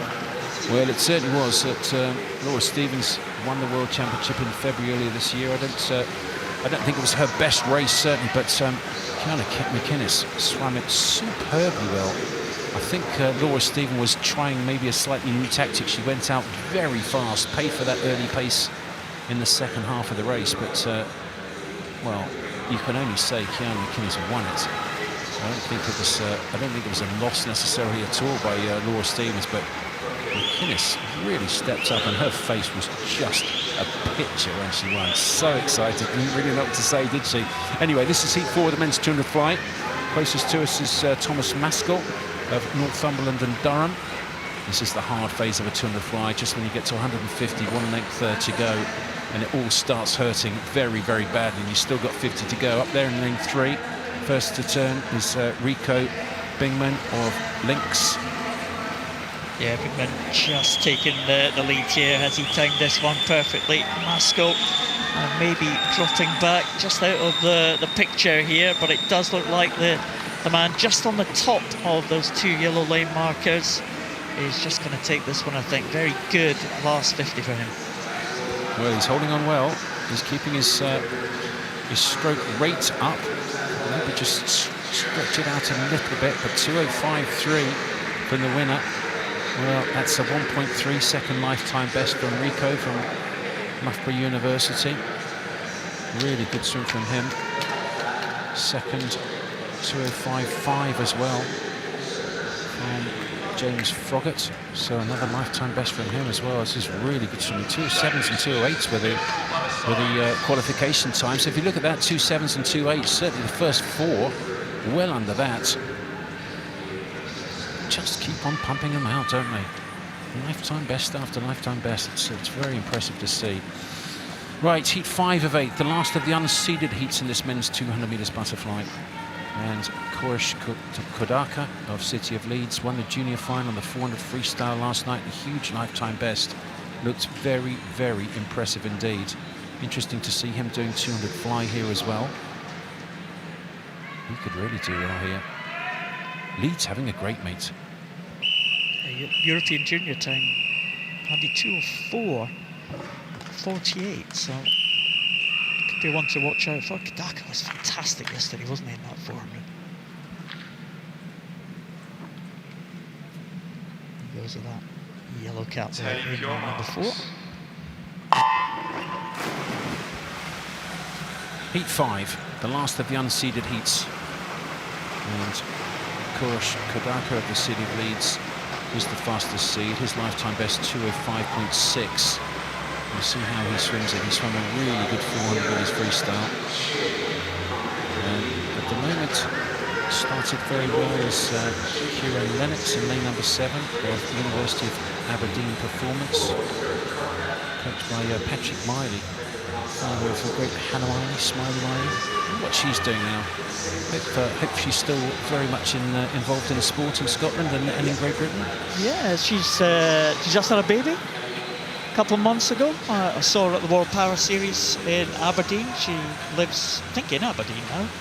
She was always very close to Aberdeen, but she lives in Aberdeen now, I think. And yeah, she's doing well. She does a lot of presenting, a lot of talks and stuff like that. So she's very much involved in the swimming scene up in Scotland. What a star that she was. Her dad also still coaching, has a couple of the top para swimmers hoping to make the Paralympic team that Patrick's coaching now. Fabulous lady, and well, I guess if she's doing speeches, I'd love to hear one of those. I mean, she's very, very inspirational. And well, she's up in Scotland, but down here at the London Aquatics Centre, fantastic pool. 50 metres to go in this heat 5, the men's 200 metres butterfly, and up in lane number 3, Tom Robertson of University of Edinburgh leading. From lane 5, Edward Marcel Whittles of Chelsea and Westminster, coached by Lisa Bates there. And these 3 actually with Rydian Arch of City of Cardiff in lane 6, just starting to take over now. And Rydian Arch, well, he's swum this well, he's paced it well. He looks quite tight down this last 50, but he's swimming away. What discipline that is. That would have hurt quite a lot, but the time, wow. 203.26, a new lifetime best to win heat 5 of the men's 200 fly. Really good swim. Tom Robertson second, also a lifetime best from him. And Ed Marcel Whittles in lane 5 third, 204.4. So 203.2 wins it. 204.0 is second and 204.4 third. Impressive.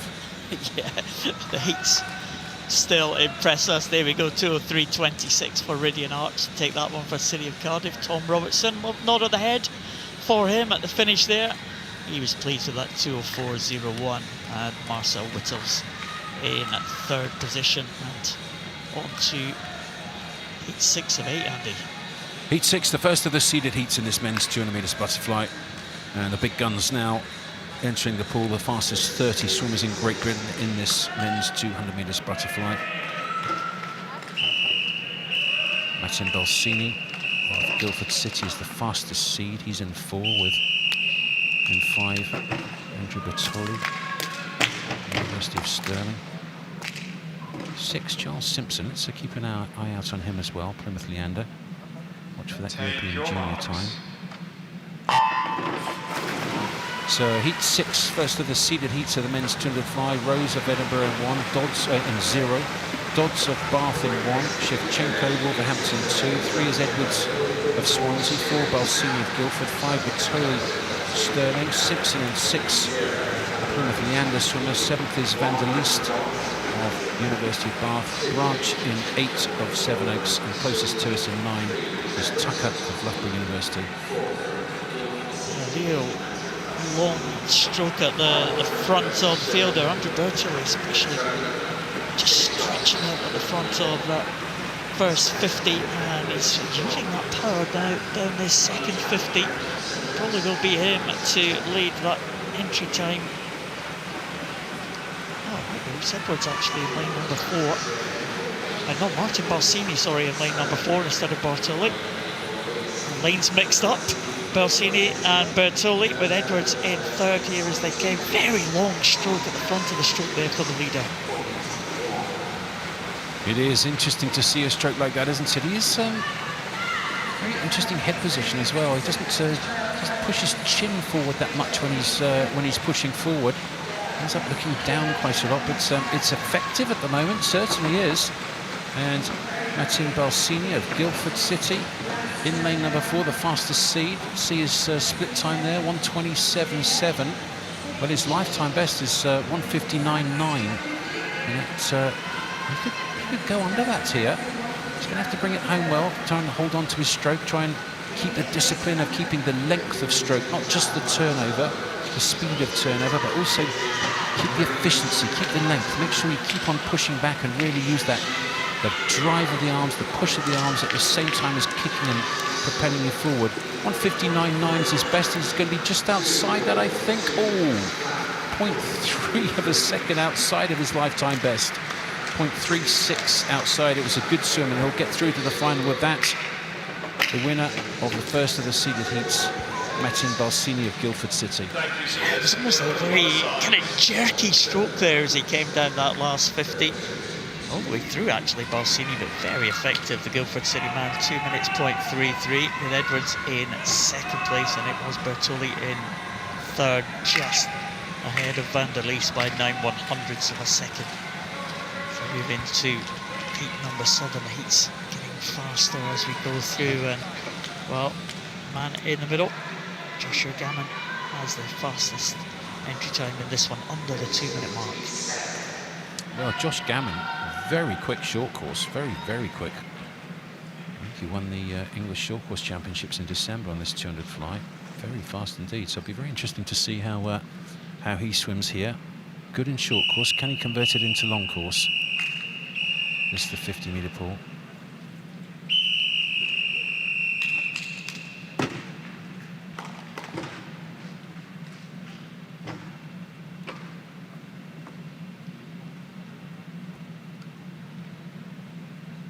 Take your marks. Second last heat of the men's 200 metres butterfly, and Josh Gammon of University of Bath is the fastest seed.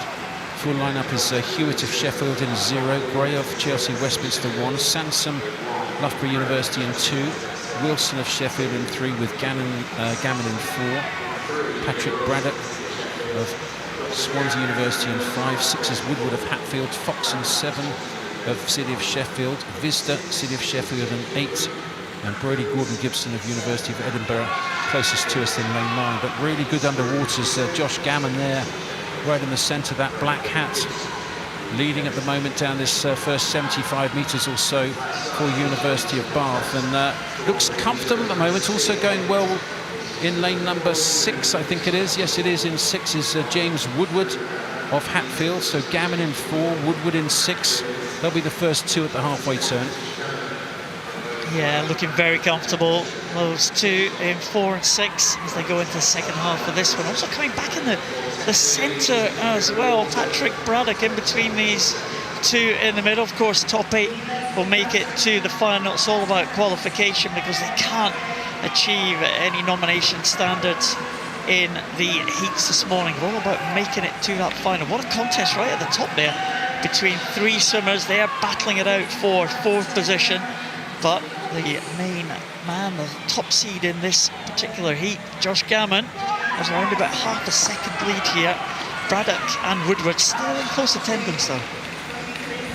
Well, it is Gammon. He's a tiny bit slower at the 150-metre turn than that previous heat, but he's holding on well. He's got a very good stroke down this last 50 metres. Also still going well as James Woodward of Hatfield in 6. And between the 2 of them, Patrick Braddock of Swansea also going well. But the winner, 2 minutes, 0.01, is Josh Gammon of University of Bath. Second, James Woodward. And third, Patrick Braddock of Swansea. 2 minutes, 0.01. Well, his lifetime best is 1:58, so it was a comfortable swim for him. He's done enough to get through to the final, I'm sure, in a centre lane, but that was a decent swim. Different tactics in the heats. Some swimmers deciding to really push it and try and blow away the cobwebs. Others trying to save themselves a little bit and save their energy, because in the able-bodied races, you can't qualify for the Olympics in the heat. You've got to do the time in the final. There's confirmation of the result of that second last heat of the men's 200 fly. Gammon wins it from Bath, second. Woodward, Braddock third. Rodriguez fourth.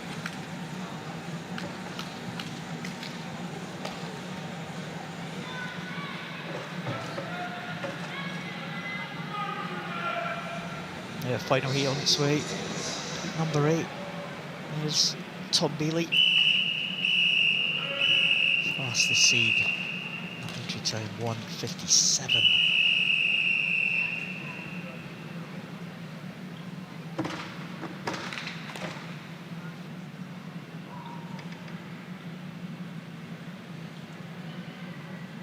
Take your marks. A couple of juniors in this final heat of the men's 200 metres butterfly.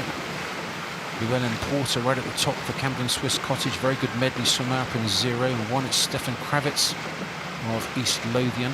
Very good medley swimmer up there in 0 and 1. That is Kravitz. 2 is Broom. 3 Rodriguez. 4 is Bealey. 5 Robot and Keating of Loughborough. 6 is Barber of Sheffield. Minto in 7. Robinson in 8. And Scott Fleming of East Kilbride closest to us in lane number 9. But the early leader and very comfortable, very strong. Britain's number 1 ranked 200 metres butterfly swimmer at the moment is Thomas Bealey of University of Aberdeen, another Patrick Miley swimmer. And he's gone off very quickly down this first 100. Yeah, he certainly has. Great first 50 there. Let's see where he split is at the 100 mark, 55.92. So Tom Bailey certainly trying to make sure of that place in the final. He has a huge lead over Barber. In second place, George Barber from the city of Sheffield. And Tom Bailey is a man with a good record in this 200 metres butterfly. Medals at the major championships, the major British championships before, so Tom Bailey very much the favourite for this one. The question is, can he dip close to that qualifying time, consideration time for the Olympic Games tonight? Certainly going to be in the final as it goes into the last 50 on 27.04, so 31 point, could be under the 2-minute mark as they hit the bottom end of this 200 metres butterfly. Real good contest for second, right across the pool, but no doubt about who's going to take this one. Well, it looks very good indeed, and we were talking about tactics and do people want to push in the heats or not, some saving their energy for the final and some not, and this is a not. Look at that, 159.2. Well, his best is 157.0, so maybe I say not, maybe it's hard to swim 200 butterfly slow because your body position changes a little bit, your feet sink a little bit, and then it does get very difficult because then you're going along not in an aquadynamic position of nice and flat, but your head goes up a little bit and your feet sink a little bit, and then it gets very tough indeed. So the final heat of the men's 200 fly, fastest seed into the final this evening will be Thomas Bealey. Second in that heat, George Barber. Broom in 3rd, Minto 4th. So let's see the qualifiers for the finals this evening. There's a big final, the fastest 8, then there's the B final. And Balsini not able to qualify. I think not a British qualifying citizen for Olympic Games. So that's, I'm not sure I've said that absolutely right, but you know what I mean. He can't qualify for the British team. So there we go. The second lot. There's the A finals. There's the B finals. There's the junior final as well. So we'll be having 24 swimmers into the final. Lots of juniors going into those finals as well. It doesn't matter whether you're a junior or not. If you're fast enough, you make the A final. The next fastest 8 swimmers will make the B final, and then any juniors left after that will fill up the junior final. There's swimmers 41 through 50, 209.2 for Matt Holland down there for Wolverhampton. There's a 209.9.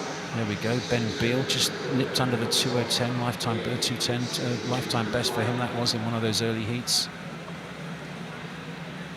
Great depth in 200 fly.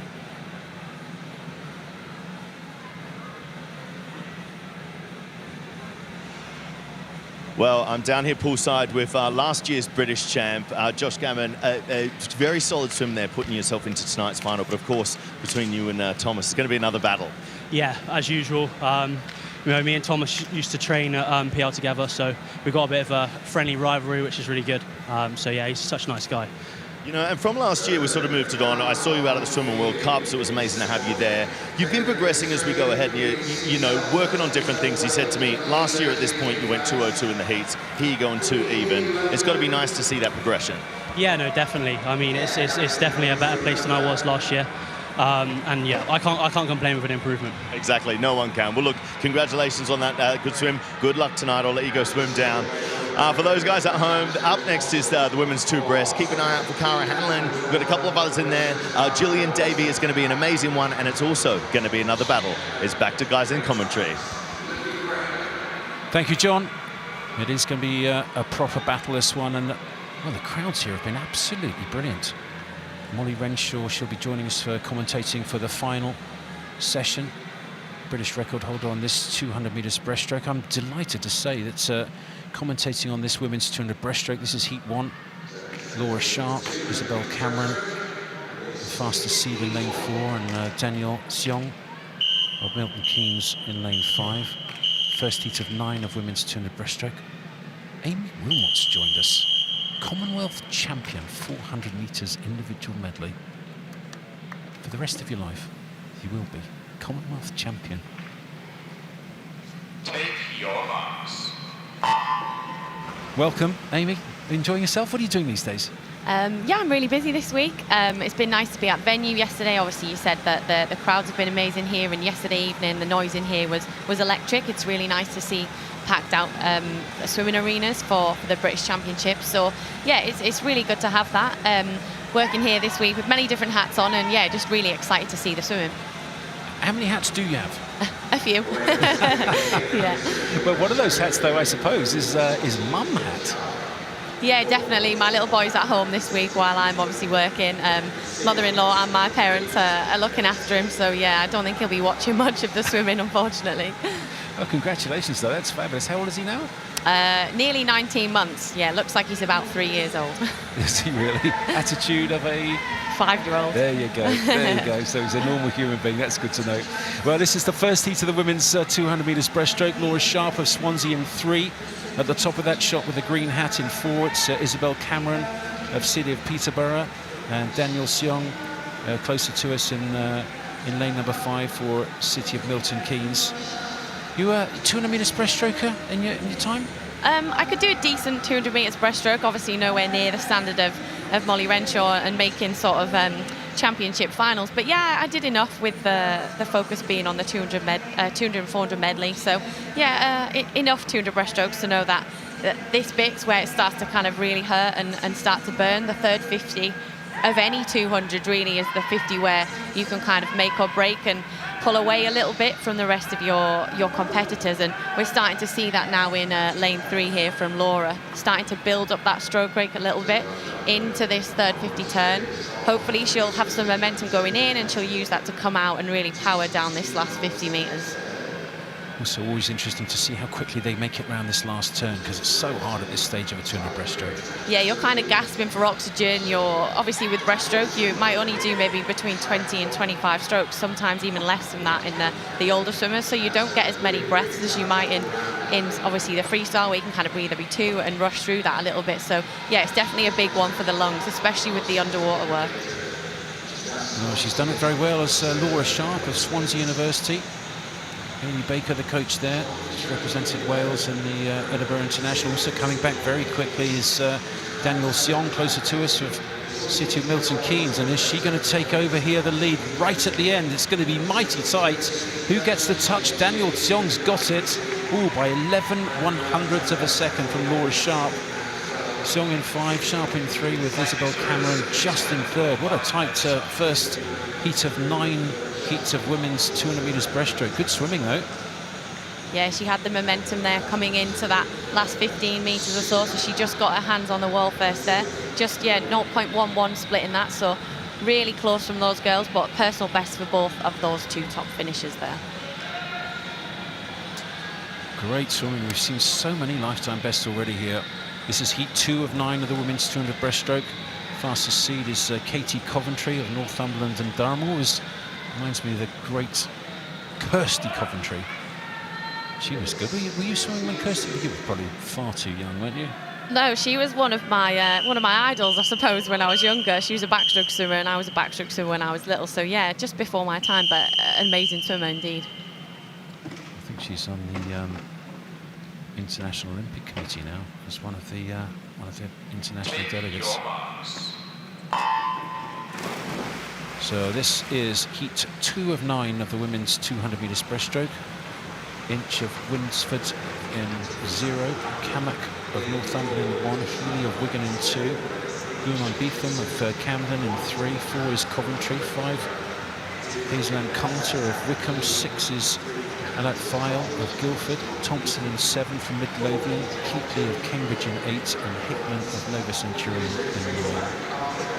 Yeah, I always find it really interesting, especially in the 200 breaststroke, is the kind of the difference in strokes. We've seen a lot of different techniques, especially in this race here, with it being the full heat.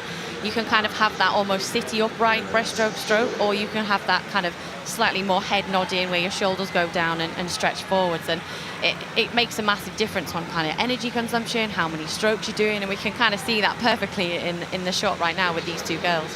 It's almost like she's breathing slightly to our side, slightly to our left. That's a fascinating breaststroke, really head down when she comes high up. Yeah, I think it sometimes depends on the feel of the stroke. I prefer to have a really long kind of nice big kind of lift up with my shoulders and my head drove forwards together, so I went really long and used that glide phase. But yeah, we see some swimmers tend to kind of use a bit more of the shoulders and a bit more of that hip hop to get a little bit of that momentum. Well, it's working well for her at the moment, it certainly is. In lane 6 it is Emma File of Guildford City, and she's going very well indeed. She really is. It is in lane 6, isn't it? Yes, it is. And she's maybe, what, about 4 or 5 metres ahead of the next fastest, maybe just outside of her, 1 lane closest to us in the green hat. And well, maybe third now is Charlotte Thompson. Going well up in 2 is Anna Healy of Wigan. So Healy's going to be second to turn. Ooh, a little bit of a glide in there. Alat File first, Healy second, Coventry third, Keatley fourth and Carter fifth. But she's holding on well here, is the leader, Alat File of Guildford. Yeah, got a personal best there, a little bit faster than her entry time, so it's nice to see some of these swimmers that maybe have been slightly kind of off the boil all season get back to that, and obviously showing us here that she is a slightly faster swimmer than maybe some of the competitors in the field. Well, she's attacking it well, and she's actually a junior. Juniors qualifying, or can qualify for the European Junior Championships later this summer. She was born 2006, 7, 8, 9 and 10. And the winner, well, pretty clearly in the end, 2:38.7. That's a very impressive swim indeed from Emma Alat File of Guildford City, winning heat 2 of 9 heats of the women's 200 metres breaststroke. Alat File winning it. Second, Anna Healy of Wigan. Third was Katie Coventry of Northumberland and Durham. There's the official results confirmed, 2:38.7, so well inside her entry time, just outside of her lifetime best, but a good solid swim from her. Healy second, Coventry third, Keatley fourth, and Carter fifth.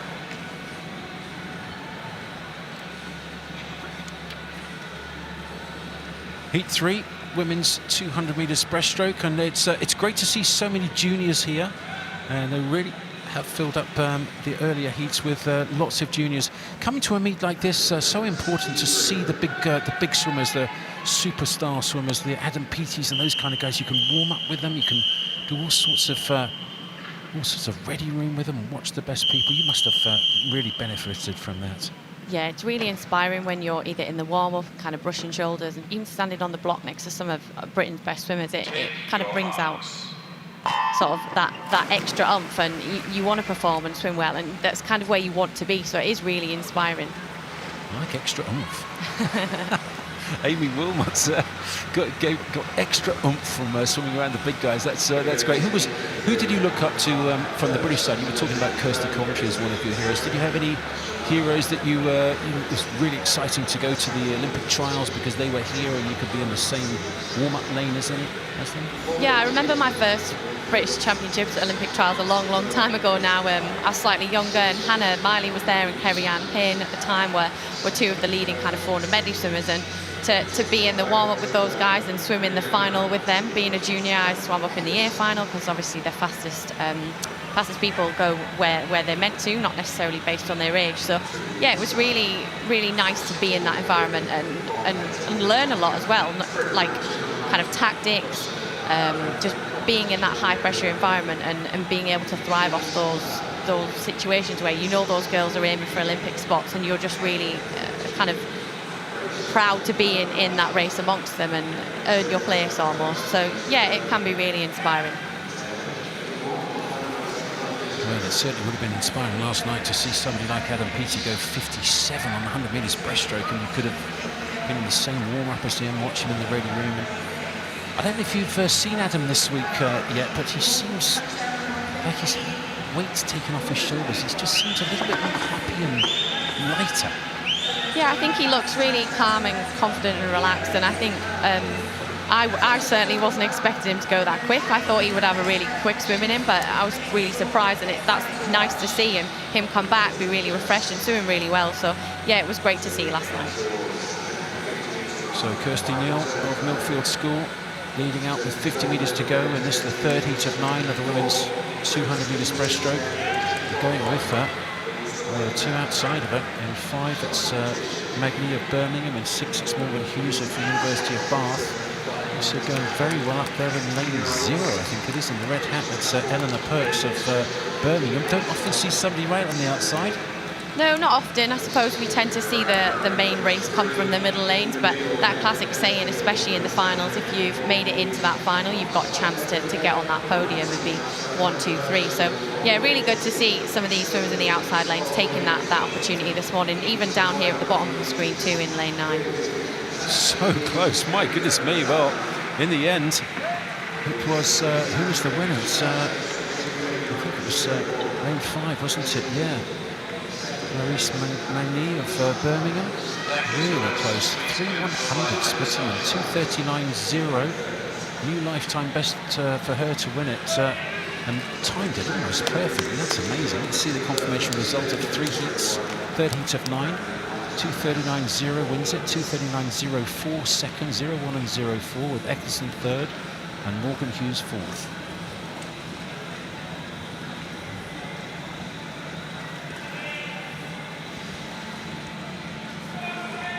So we're almost at halfway point of this 200 breaststroke. 4 of 9. There is the lineup for this one. Paige Fenton from Loughborough University goes in lane number 4. Some good young talent in this one, Amy. Almost well, not quite an entire field of teenagers. We've got Paige Fenton, 21 years of age. Pixie Lil Kazliki down in lane number 9, 28 years of age, but the rest are teenagers. Yeah, it's really really good to see we have so many juniors, especially in breaststroke in Great Britain. We've had great talent over the years. Obviously, Molly Renshaw was kind of our lasting breaststroker that sadly has retired and left us. But yeah, we've got Cara and Gillian coming through in this event. So yeah, it's really good to see such depth of junior breaststroke swimmers in the country. And it's that Basildon cap, Jasmine Carter, that orange cap of Basildon that leads them out in the early stages here. So the 15-year-old is going to be one that is going to get to the wall. Carter, Ellen Bagley in second position, and right up there at the top as well, Beth Young going well, Olivia Robbins going well too. The 14-year-old from City of Birmingham, right up there in lane 0. Yeah, some really young swimmers here in this heat number 4. Starting to kind of show a little bit of momentum here. Those 2 swimmers in the middle starting to break away a little bit from the rest of the field, trying to increase that stroke rate into this midpoint of the race. It's really important in any stroke, but in particular breaststroke, is to get into the wall fast, get around that wall really tight, really quick, and then spring off and use the length and the speed of that underwater to kind of accelerate and drive away from your competitors. And do you think the likes of Adam Peaty has had an effect on what kind of stroke that people are maybe specialising in, the breaststrokers? I mean, Britain have always been, right throughout the years, for some reason, right in the Olympics, going back years and years and years, Adrian Moorhouse, Duncan Goodhue, David Wilkie, for example, breaststrokers have been right to the fore in GB swimming, haven't they? Yeah, and I think that does inspire and want the next generation to be a part of that and hold on to that legacy. And yeah, especially in the men's side, but I think it definitely crosses over, and we see, especially Adam PT, you hear a lot about at the moment. Doesn't matter whether he's male or female, you want to be a breaststroke swimmer in this country, and we started to see, I think, some of the technique change. I always, as a younger swimmer, would have thought junior swimmers in breaststroke were really long and really kind of relaxed, but we're starting to see a lot more power in breaststroke swimming in particular. Yeah, a couple of powerful strokes at the front of the field here. There's Jasmine Carter in lane number 5, also going well. Right down closest to us, Megan Mills from York City. The 2 orange caps are going to lead them home here, I think. It is going to be, well, entry times for Jasmine Carter there, 2:38 and 2:39. It was Megan Mills into the wall first, 2:37, so that's a couple of seconds improvement. The improvements keep coming. Yeah, I suppose we've seen lots of personal bests, especially from the junior swimmers. It is nice to come to the British Champs and perform kind of when you are under a little bit more pressure. There is a lot more people watching. Obviously, the TV cameras are here, the event is bigger, so it is a lot different to swimming at your regional or your county championships. Yeah, and they have stepped up, the youngsters definitely. 2:37.91 for Megan Mills. Great swim from her. Jasmine Carter, 15-year-old, just clipping maybe a couple of tenths off her entry time. That was heat number 4. On to heat number 5. There's a lineup for heat number 5. City of Cardiff, Mari Gibson was at the top. Phoebe Williams-Jones, her City of Cardiff teammate, in lane number 1. Chloe Brown and Ashia Kent, the 2 Mount Kelly swimmers side by side in 2 and 3. City of Cambridge, Matilda Ransom. In lane number 4, Lily Jackson-Oates from Nova Centurion, Holly Robinson from Repton, Louise Pressier from Guildford City, Ruby Stevenson, City of Milton Keynes, and Evie Float from Shrewsbury. That is the lineup for this heat number 5 of this 200 breaststroke. In the centre, Matilda Ransom, City of Cambridge. Andy and I were having a chat yesterday. One of Andy Jameson's many former clubs. He seems to have a claim in just about every club in England, I think. Yeah, he did a lot of travelling, I guess, in his time, swam for a lot of amazing clubs. So, yeah, it's really nice to see sort of the legacy of swimming clubs as well, not just necessarily the legacy of names and events in this country. So we're starting to see, especially in those smaller clubs, they're developing, they're getting bigger, they've got more people here at the event. So it's nice when you come to an event and you've got some teammates with you. It's quite difficult when you're the only one in the stands and you're kind of feeding off your coach and having to rely on like that little bit of an awkwardness. So it's good to see large teams, and especially with these juniors, we've got some really strong clubs in this country at the moment. I mean, we heard Freya Anderson talk about Wirral Metro, where she started off, and of course Hannah Miley, who you know very well, has swum almost all her career at Geary, small club in the northeast of Scotland. Yeah, I started my swimming career in Middlesbrough, not the biggest club. Had quite a lot of junior swimmers, but then as I got older, everybody else seemed to leave. And yeah, it's nice to come to these events and kind of put your swimming club, especially if you're from a small club, kind of on the map almost. So yeah, there's a little bit of pride with that as well. Well, it's all kind of like an inverted V shape now as we get into the second half of this one. And it might be lane number 6, is it? Lane number 6, Holly Robinson possibly. Lane number 2 as well, Chloe Brown going well, one of the 2 Mount Kelly swimmers. But well, the swimmers in the middle, a lot of work to do, Amy, as they come into this last turn. It looks like the 3 out in front. Robinson, Brown and Bressler, that's the order they go with 50 to go.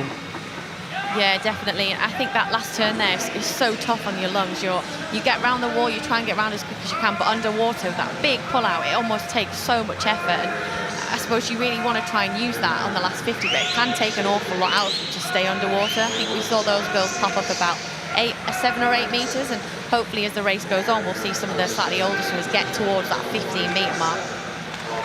Yeah, it's a tough event, this 200 breaststroke. It's going to be a very close finish now. Still probably 2 in contention.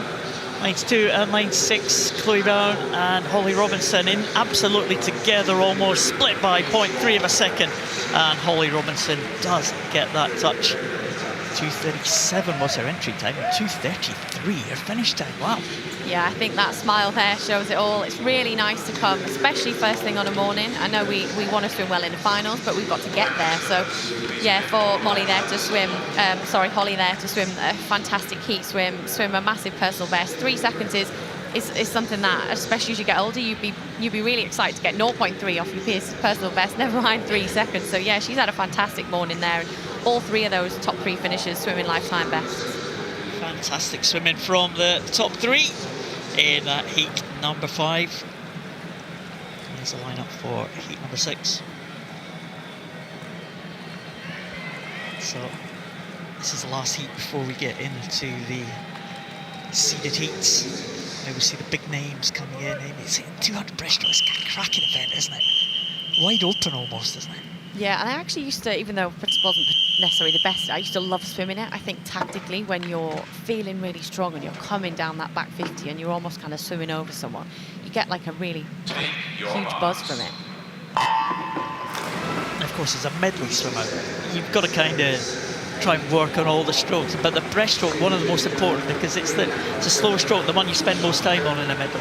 Yeah, and it can make a massive difference. So yeah, unfortunately, being a medley swimmer, you kind of have to do all the other hard events in order to practice for the medley. So yeah, 200 breaststroke, having done all 4 of them, it is up there with being one of the tough ones. So let's see if anyone can make a little bit of an improvement here in this one. All the entry times on the 2:36 range. Sophie Payne right at the top for Swansea University. Bonnie Mooney from City of Birmingham in lane number 1. Jodie Dunn, City of Liverpool, another one of Andy Jameson's former clubs. Annabelle Cook, City of Sheffield in 3. Charlotte Cole, Guildford City in 4. Emily Farr from Surrey University in lane 5. Anastasia Musat from City of Salford in 6. Morgan Brand, Rugby in 7. Holly Raymond from Maxwell in 8. And closest to us, Cora Lanham from Street. Yeah, swimmer in lane 5 there is Emily. Kind of leading out this heat. She's got really long stroke in comparison to some of the swimmers either side of her. She's really getting that amazing glide at the front and just easing into every stroke. And her underwaters are really good as well. It might not look like a lot, but she's taking out kind of half a metre every time she's turning, and that becomes really important, especially when you're getting fatigued and getting through the distance of the race. Yeah, the turns are more important. And that work underwater in this 200 breaststroke. Working pretty hard, the 2 swimmers there. Lane number 4, 2 lanes up. Lane number 2, Joan Dunn into Charlotte Cope from Guildford City in lane 4. Looks like it might be Joni Dunn first to the wall here, possibly it is. 154.72, but not much in it at all. 0.15 between 3 swimmers at that final turn. Yeah, really, really tight there to that third 50. Now is when it really starts to burn. The legs are starting to kind of feel really heavy. You're trying to find something to keep those heels squeezing together to get into that streamline position. So yeah, it really starts to burn down this last leg. Quite high in the, out of the water, the 2 leaders. Very effective though, and it looks like it might be Joni Dunn here from City of Liverpool, who is pulling away in the closing stages. It's very good last 50 for Joni Dunn. She's opened up the gap there. 2:34, another improvement as we have become accustomed to in these early heats. 2:34.70, excellent stuff from the 15-year-old from City of Liverpool. Yeah, very well-paced swim there. She came back really strong. We sometimes see, especially in races, when you're excited and you're in this environment, you can get in there and you can go out kind of a little bit like a rocket, and then you turn and think, maybe I should have done that, should have held a little bit back. But Jodie there swimming a really well-paced finish to swim a lifetime best by 2 seconds. Great stuff for Joni Dunn. Emily Farr, good time as well in second. Moving into the seeded heats, here is heat number 7. I'll hand you back to Andy for the seeded heats. Thank you, Paul. And the last 3 heats, heats 7, 8 and 9, fastest 30 swimmers in Great Britain in these 3 heats. And right in the centre, the fastest seeds, well, that's Ingered Evans. She's had an outstanding season from University of Stirling, your old club, Amy. Yeah, it's been brilliant to see her this year swimming well. Every time she races, she's swimming amazing. So I'm really excited to see what she's got in this. Take your marks. Fastest seed right in the centre is Liz Booker of Loughborough Performance. Ingrid Evans in lane 5 or 6 at Sophie Bressington. Now, she's a junior, so she could do the European Junior consideration time, which you can do those in the heats or the finals. For the seniors, to make the Olympics, you must do it in the final only. You can't do it in the heat. Well, you can, but it doesn't count. Did you suffer at all from qualification standards? I mean, you were so good. I presume you just walked through it, made the qualification time every time. I feel like I made the times, yes, but I knew I could never sort of rest on my laurels, especially in medley swimming and at this level. You can't go too slow in the morning, because then to step up in the evening is an enormous task. So you want to try and push yourself, maybe flush out some of those nerves, feel a bit confident. And these girls won't want to take it too easy, even though they know that they'll be in a final probably tonight, guaranteed one of those lanes. But you also want a good lane, you want to maybe kind of frighten your competitors a little bit. So yeah, there's a little bit of mind game in it as well, not just get in and swim up here to make it back. Indeed, well, look right at the top there, going out very quick. There's Amy Crowley of City of Cardiff. She ends up third at the turn, but only 5/100ths of a second behind the leader in the centre there. That's Ingrid Evans, British record maybe on the 100 later this week. She's looked really good this season so far. She's getting closer and closer to Molly Renshaw's 100 metres British record. It'd be amazing to see that, and if she can do that with Molly commentating, that really would be quite interesting. Yeah, it would be good to see. And both of these girls in the middle, I would say, have got slightly more traditional breaststroke strokes. They're really long, really powerful, and you can kind of see that they're not making a lot of splash. There's not a lot of waves coming off the back of them, not a lot of wasted energy. So they're using every single stroke to be as powerful as possible, especially that underwater turn there. I've said it already a couple of times, but the lungs are really starting to burn, and that's where you can kind of make a big difference. And Lily, they're just having the slightly better turn. So Booker in lane number 4. Typical Dave Hemming stroke, I would say. Really long and powerful, getting every single centimetre she can out of every stroke, as efficient as possible. Going with her is Ingrid Evans of University of Stirling.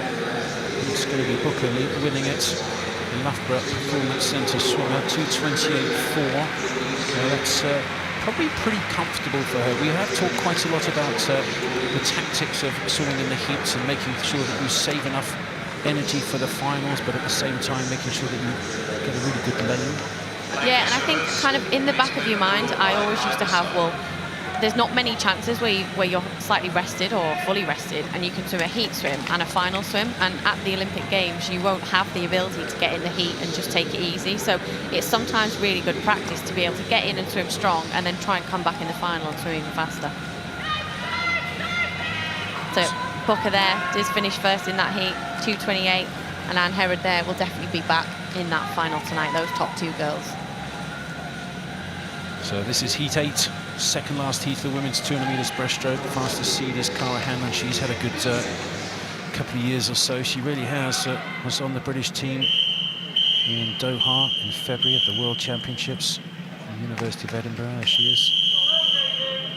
Also lane 5, Emma Morgan from the University of Edinburgh, and lane 6 from the University of Bath. It's Caitlin Hartley. Take your marks. There's some many great juniors in this race as well, including Phoebe Cooper up there in lane number 2 on the B final of the 200 metres freestyle and 2 minutes flat. Great medley swimmer she is. She could do the consideration time here for the European Juniors. She's up in 2. IM specialist in 3. It's Theodora Taylor, the 15-year-old. She's also had a cracking year from Tourfine Dolphins. So 2, 3, 4, 5, 6. That's Cooper, Taylor, Hanlon, Morgan, Hartley. Yeah, and leading the race so far is Cara Hanlon. We would expect to see her slightly out there ahead of the rest of the field, but fantastic turn there from Anna Morgan in lane 5. Kind of evens it out a little bit. Just sitting on her shoulder though. Both of these girls obviously competitors at the University of Edinburgh, and sometimes used to find that really strange when you're standing on the block and you're potentially looking at each other, knowing that you both want to swim well, but you're also a bit nervous and you want to beat the person next to you. So yeah, having a teammate in there can be quite comforting, but it can also make you a little bit nervous because there's 2 of you from the same club trying to excel. Given a choice, Would you prefer to have your teammate next to you who you know and you understand and you're comfortable swimming with and against, or would you prefer to be all on your own against the world? Oh, I don't know. I'm kind of going to have to go off what me and Hannah used to do. So I never really had many club mates that swam for medley. So it would be nice at international meets to know that me and Hannah were next to each other. You could kind of use each other to swim off and swim your best. But at the same time, sometimes you can just get too wrapped up in that, forget that there's a bigger picture and there are other lanes. So it all depends kind of on the event and on what you're really after in that race. Well, talking about getting after something in a race, Cara Hanlon's really getting after this one. Look at that.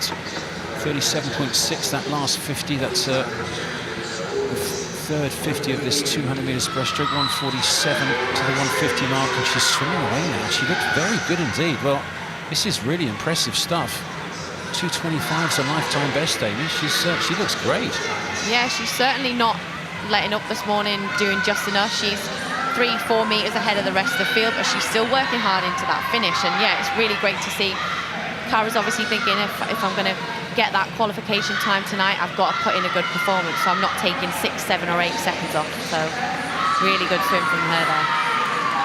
Well, it's only just outside of her lifetime best by maybe 1.5 seconds or so, but she looked very good, clearly practicing her racecraft for this evening's final. Cara Hanlon winning, Anna Morgan second. Third was Theodora Taylor of Tourfame. Fourth, right at the top there, was Sophie Moore. Some really good swimming in the centre. It looked very impressive indeed, it really did. So there's confirmation of the result. The two Edinburgh swimmers going 1 and 2. Cara Hanlon first, Anna Morgan second, with Theodora Taylor of Tourfame third. First two under 2:30.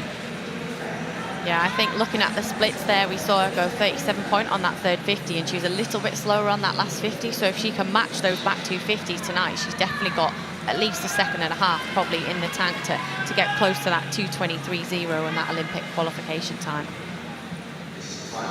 So here we go, the final heat of the women's 200 metres breaststroke, and Gillian Davey of Loughborough University. There she is. And she trains in the States. She's the daughter of another great British Olympian, John Davey. Her mum, Kate, also a fabulous college swimmer out in the States. Defending champion on this women's 200 breaststroke. Gillian Davey, fastest seed, is in lane 4 with Sienna Robinson in 5 and Leah Schlossen in 6. The European junior champion on 200 medley a couple of years ago. She won that, in fact, 2 years in a row. Fantastic start though in lane number 5. Really quick from Sienna Robinson. Yeah, she was really quick off that start. Really powerful underwater phase, popped up, and she was already ahead of the rest of the competitors. So really, really good. Sometimes it's nice to get that edge really early on. Gives you a bit of confidence. You know there's a bit of clear water, and you're almost commanding the race when you're out in front. And interesting as well, I mean, this early speed is incredibly fast. If you're in second place or third place and you can see someone that far ahead after 50 metres, what goes through your mind? Do you panic? What should you do? Clearly, don't panic is probably the best thing if you're going to perform well. But what does go through your mind, and what should you do? Yeah, I think it's all about sticking to your own race plan. We know Sienna's a really fast 100 swimmer. She's got a really quick PB in the 100 breast. So these girls will probably have some idea that she might go off really fast and they might be trying to play catch-up. But it's all about believing in your own race plan, working to your strengths. And these girls will now be thinking, right, Sienna maybe might tighten up on this bit. This is when I can attack and I can kind of build into the race to come back at the swimmer that's out in front. Well, Sienna Robinson gone off very fast indeed. I wonder if she's paced it perfectly for her or whether she's going to get caught up on this second 100. Robinson in the black hat leading for Loughborough University. Andy Wallace's training group there. And then maybe just about in second place at the moment is Gillian Davey in the white hat, just one lane up from her. Had breakfast with her this morning, scrambled eggs and toast. She was... I was like, it's quite a big breakfast, but then you realise that with 4 heats of 1,500 metres freestyle, that was at about 7:30. It's now 12:30, so she had plenty of time to get it through her system. Yeah, always about a big breakfast. For me, it was porridge first thing on the morning. Knew that would kind of last me till the end of the heat session. But Sienna here kind of proved me wrong a little bit. She went out really strong, and she's still finishing this race pretty comfortable. Gillian here is starting to come back, so it will be pretty close, I think, in the final few metres of the race. Well, she's holding on really well, Sienna Robinson. This is an impressive swim. Her lifetime best is 2:27.1. She's going to go right on that, maybe just under. Look at this. 2:27.1, 2:27.5. Well, it's a good swim from her, so just 0.4 of a second outside of her lifetime best to win the final heat of the women's 200 metres breaststroke, with Gillian Davey a couple of seconds outside of her lifetime best. There she is in second. And in third, Leah Schlossen from lane number 6 from Leeds, who are having a super meet. Leeds, they really are. It's only day 2, and they seem to be in every single picture when PBs are around. Yeah, Leah yesterday as well in that women's 200 freestyle had a great swim. I think she was 5th maybe in that race. So yeah, she's obviously a really good all-round swimmer, medley swimmer, and good to see her up there again in the 200 breaststroke. Well, she was out quick, but she came back well as well. Sienna Robinson wins the final heat of the women's 200 breaststroke. Gillian Kay second, Leah Schlossen third. So here's the qualifiers then. Cara Hanlon goes in fastest, ahead of Robinson, with Gillian Davey third. Booker's in there. Quick through to the B finals. The top 16 will, 9 through 16 will go in the B final. Then the juniors will come, whoever's left in the juniors who are not already in the A or the B final. Wow. Wow, that was quick. It's going to be a fascinating final, that one. I think there's a little bit of cat and mouse going on. What do you think, Amy? Yeah, a little bit, and I think tonight we will have to see these swimmers perform at their best. Nobody on paper has done the Olympic qualification and nomination time, so it will be all about who can get in tonight, who's got the extra little bit of something that they maybe saved this morning, and how can these swimmers race to get that time to get them a position to be in Paris in the summer. So yeah, it should be a really exciting final.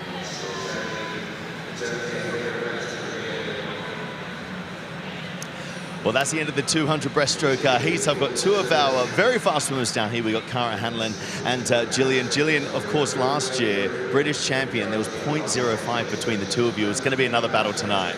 For sure. I'm super excited to be here and to race Cara. It's just a privilege to be here. Yeah, I'm just excited. I'm grateful. Well, I'm excited as well. I can't wait to see you do it. And Cara, we were just talking, you know, it's a tough one for the women's breaststroke program because you start on that 2 breast. You're saying it's an awful way to start, but you get it out of the way. Definitely. I think the heat of the 200 breast is always the worst one. So we're through that now. I think we just have to enjoy the rest of the meet, really. Well, look, I'm going to let you swim down at fastest qualifier tonight. Go and put on a show. Good luck. And hopefully I'll be chatting with you afterwards. There you go, ladies and gentlemen. We'll see you in a bit. Well, we'll see you in a bit, John, but straight back into the comedy box, and delighted that Amy Wilmot's going to join me as well for the men's 100 metres backstroke. 7 heats of this. And I was talking to one of the coaches earlier on, and they said this is going to be a cracker. So tight, this event, certainly for the finals. There's probably 4 or 5 people who believe that they can win that top spot and get on the Eurostar to Paris in the summertime. Yeah, we've had a little bit of a gap, I would say, in the men's 100 backstroke in particular. We always used to have a male leading out in that mixed medley relay, and since we kind of lost Chris Walker-Hebburn, Marco Loughran, we've kind of replaced that, and obviously Kathleen's come into that position. So yeah, it's kind of a big one really, this men's 100 backstroke. Can someone get down to a time that's quick enough that the order of that medley relay changes? It kind of throws all the dynamics off for what the teams might look like in Paris. Really will be fascinating. The big boys in the last 3 heats in 5, 6 and 7, but this heat 1. And from seed times they get faster through the heat, so in theory this is the slowest heat, but you quite often see some very quick swimmers in these early heats, and well, all they really need to do is concentrate on themselves and try and deliver lifetime bests. Ransom of Leeds in 1, Brody of Edinburgh 2, Orpin of Chiu 3, Bizet of Tunbridge Wells in 4, Adams, Chelsea, Westminster 5, Polinsky, Swansea 6, Poulton 7, and Massey of Aberdeen in 8. Yeah, these swimmers here getting out quite quick down that first 50. There's always a lot of splash in sprint backstroke. It's really difficult to see, especially as you get really tight towards the end, who's going to get their fingertips on the wall later. And I think Andy's going to have a horrendous job trying to call that tonight, so good luck to him. Thanks very much. It should be fun, that's for certain. There's going to be some cracking racing this evening, as there is here. Daniel Ransom up there from Leeds in lane number 1, gone really well. Has he won it? He has. 57.75. His lifetime best was 59.1. Hey, I don't do 58s. 59.1 to 57.7. Gracious me, that's awesome. Yeah, another lead swimmer there, as you just said. They're swimming really well, and it is only day 2. But yeah, brilliant swim. 16 years of age, 57.7. What more can you ask for at the heat? Wow. Daniel Ransom doesn't do 58s. 57.75 was the winner. Second, 58.2, tied for second. Brody and Helinski. Wow. Yeah, both those boys in second and third also swimming lifetime best. So really quick start. And as we said, we thought it was going to be fast and pretty tight in Heat 1, already proving that. Certainly was. Lucas Brown of Stirling, fastest seed in this second heat of 7 of the men's 100 metres backstroke. You're a Stirling swimmer. Yeah. Great programme they've got up there. Mr. Tigg and Mr. Hay, haven't they? Really super programme. Yeah, it's really good to see, and obviously they've got Kathleen in the women's 100 backstroke coming up a little bit later. But yeah, they've definitely, I would say, got a lot more swimmers in the last couple of years. We were always used to having Ross Murdoch there, and there was Craig Benson and Duncan Scott, obviously trains at the University of Stirling. But yeah, they've definitely got a larger group of swimmers at that programme now, which is really great to see. So Lucas Brown from Stirling, University of Stirling in 4. From Swansea University in 5, it's Dominic Morgan, and 6, it's Samuel Lawman of Tadcaster. It's fastest start, I think, is in lane number 6, Samuel Lawman. Lawman very good underwater on that first 15 metres, and it makes such a difference. They do call it the 5th stroke, don't they, the underwater, and it makes a massive difference if you can do it well. Yeah, and he used that full 15 metres. We saw a couple of swimmers maybe coming up at sort of 13 and a half, but to swim the whole 15 metres underwater and get that extra edge over your competitors, it is a lot faster, and having a really good turn there, it's maximising that underwater. He's obviously using it a lot as is one of his strengths, and it's proven really pivotal in this race. Dominic Morgan also going well in 5, as is Lucas Brown coming back in 4, the Stirling swimmer. And on the higher of those 2 centre yellow lanes, the lanes 4 and 5, the fastest 2 swimmers. Gosh, this is going to be tight inside this last 5. Who's going to get the touch? Oh, well, they're in 1. Goodness me, where did he come from? Hubert Gadaniek of Mount Kelly. 58.6 was his lifetime best. There he is. Yeah, well done, sir. 58.6 to 57.7, a 1.1 second life, or 1.9 second, I should say, lifetime best. And what a finish he had. Perfect on the end of the wall. 57.73 wins it. 57.78 second, and 57.84. 11.100 split the top 3. Wow. There's the importance, as you were saying, of the starts and turns and the finishes. That's amazing, Amy. Yeah, really good there into that last sort of few metres of the race. Maximises that full stroke, dives back, nails it on the wall and finishes first. So yeah, excellent finish there. Another University of Stirling swimmer will be in lane number 5. Second fastest seed, there he is. Charlie Poole, 57.8. I always find it interesting when the heats before you that are meant to be slower go faster than your lifetime best, and you're meant to be quicker when you swim, and you go, okay. Yeah, sometimes it's difficult to, it's kind of hard. Sometimes you want to look at the scoreboard and see what everybody else is doing, but other times you think, I wish I hadn't looked because that was a lot quicker than I thought. So yeah, it can kind of play a little bit of mind tricks with you, and you've just got to think, right, whatever they've done, I've got to get in, and I know what I've been training towards, and now I've got to perform. Heat 3, men's on the backstroke, their feet just on that little ledge that's hanging down from those black straps on each starting block. Just make sure the swimmers don't slip as they drive back on the start. 15 metres underwater allowed, and 14 and a half, really good up there in lane 2. That was Archie Evans of University of Bath, also a good swim from Tom Gilroy in lane 1, but well, really good now from Charlie Poole in 5, really driving forward. Yeah, not necessarily the best start, but it's got really fast turnover, so he's using that stroke count to kind of take the edge off every single time. Really quick turnover, quick round the wall, and maybe not the furthest underwater. You would have usually seen backstroke swimmers try and push 10, 11, 12, but maybe knowing that's not his strength, he'll pop up and he'll swim, and he's using that to his advantage instead. Well, it's a little bit more a bashy-crashy backstroke, but it's very effective, isn't it? Right in the centre there. He really is going well. In lane number 5, that's Charlie Poole of University of Stirling. Great turnover, held his turnover speed really good. What time? 56.56 off of 57.8 PB, so another 1.2 second lifetime best. The theme continues, Amy. It's so impressive.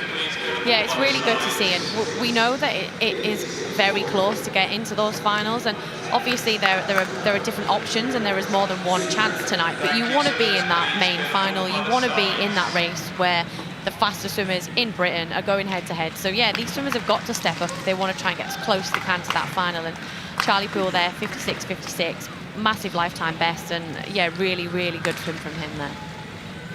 Well, it's lifetime best for the top 4, at least.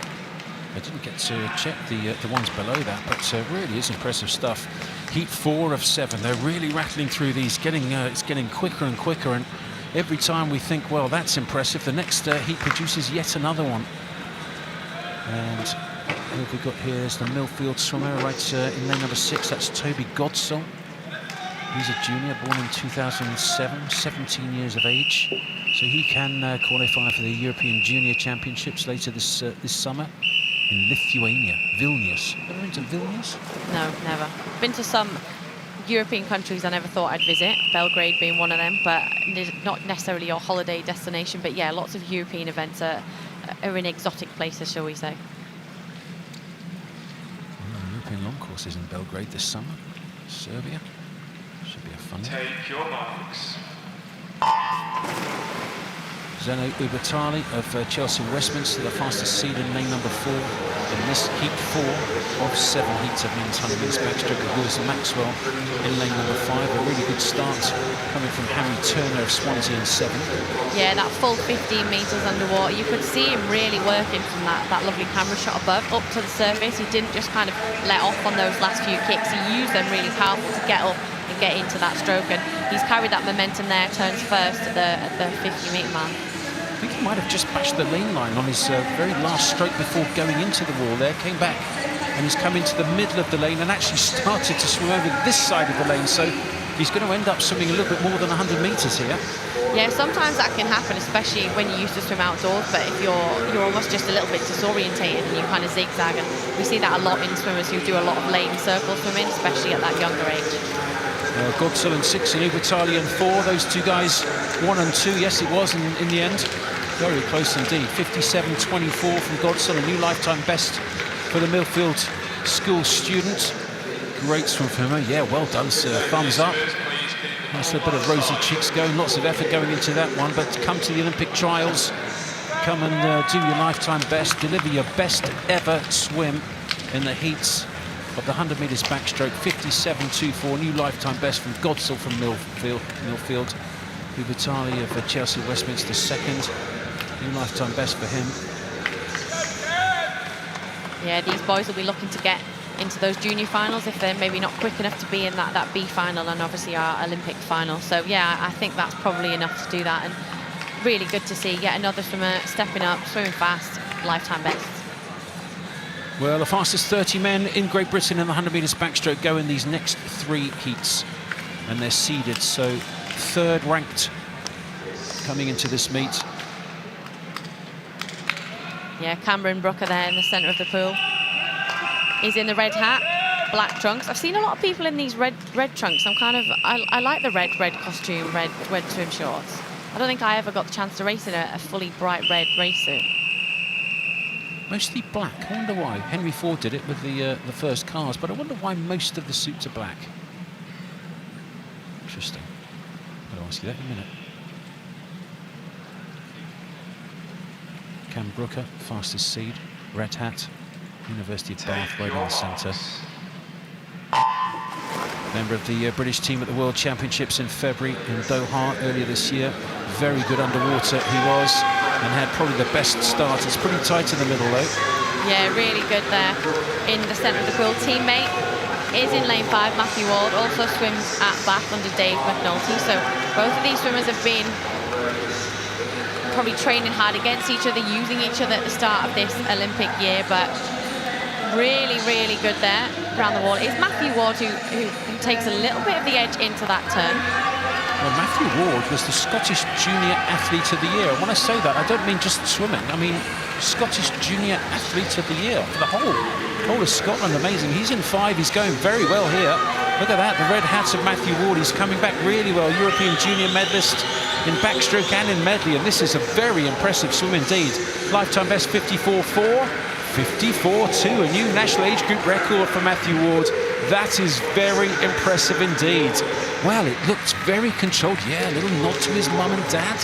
Nice work, sir. Yeah, I like that. He was really relaxed down that first 50. Got around that wall quick, came off, just motored down that second 50, but it still looked really comfortable. It didn't look like it was hard. It didn't look like he was kind of over-revving and wasting lots of energy. So really good to see, and obviously, of course, an age group record there. Fantastic. Well, he's still only 18 years of age, 54.2. Well, he'll get in the big final with that, and in a decent lane as well. That final's going to be so exciting. It really is. And with juniors stepping up and having a go at the seniors, this is very, very interesting. This is another fascinating one. Jonathan Adam in 4, fastest seed. Jonathan Marshall in 5. Don't see him swim much in the UK. Trains out of Florida. Actually, his coach is Jack Shuranek. Yeah, really good swimmer there from Scotland. Mark Shuranek was his brother, swam at many Commonwealth Games, 4 in a medley. Still is his brother. Well, yeah. When he was competing, shall I say. I'm sorry, but that was very good. Someone had to say it, didn't they? No, 6 of 7. I tell you, it's fantastic to have you in the commentary box giving us such insights. Brilliant. Jonathan Adam, fastest seed in 4. Marshall in 5. Gibson in 3. Those are the fastest seeds. Charlie Brown of Loughborough in 6 as well, another very quick backstroke swimmer. Let's have a look at the start. Very good in, as you'd expect, in lane 5. Well, American-based swimmer starts and turns extremely good. He's just come out of the American College Nationals, the NC2As, and came 4th on the 200 backstroke, so expect him to be on good form. He started well. Yeah, he looks really good here, as you say. Came off that start really powerful, used that underwater work, but it's got a really nice long stroke in comparison to some of the other swimmers in this race. And fantastic underwater there. 12 metres on a 100 backstroke is pretty good, I would say. Well, 2 lots of 12 metres, of course, is pretty much the 25, so a quarter of the race underwater, and doesn't he look good? 8 kicks underwater, and this is really impressive. Well, let's have a look at the time. 54.36 is his lifetime best. Surely he's going to be quicker than that. 54.36, 53.4? Really?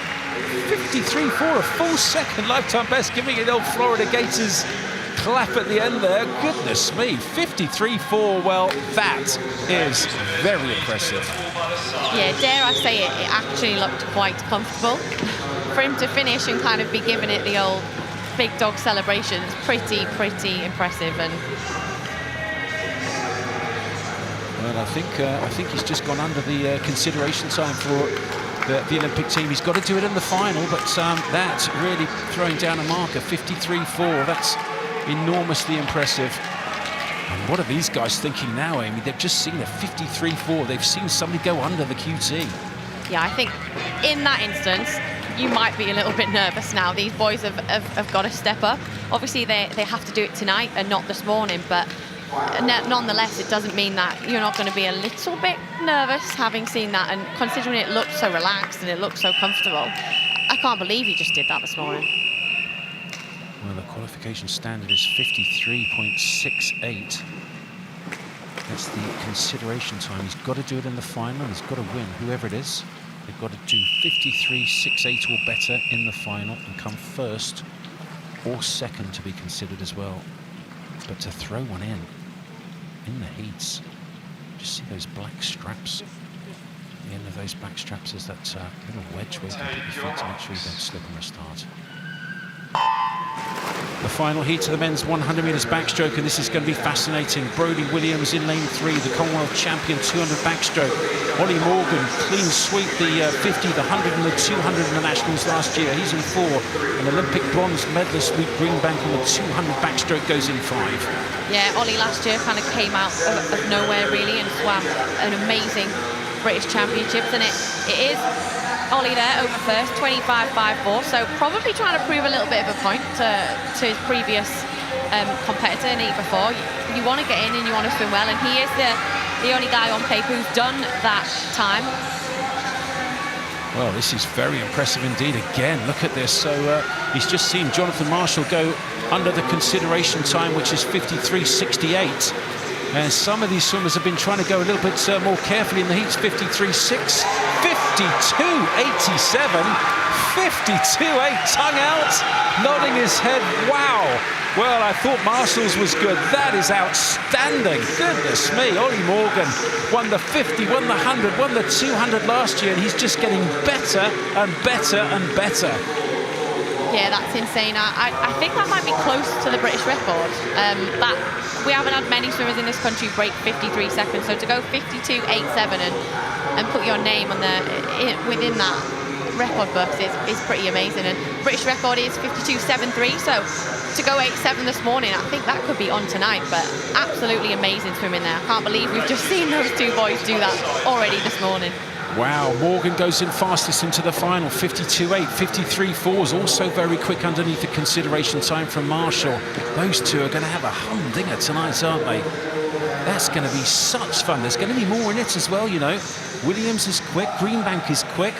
There's many others who can attack them in the final. It's going to be really interesting. Watch that final with us this evening. That's going to be great.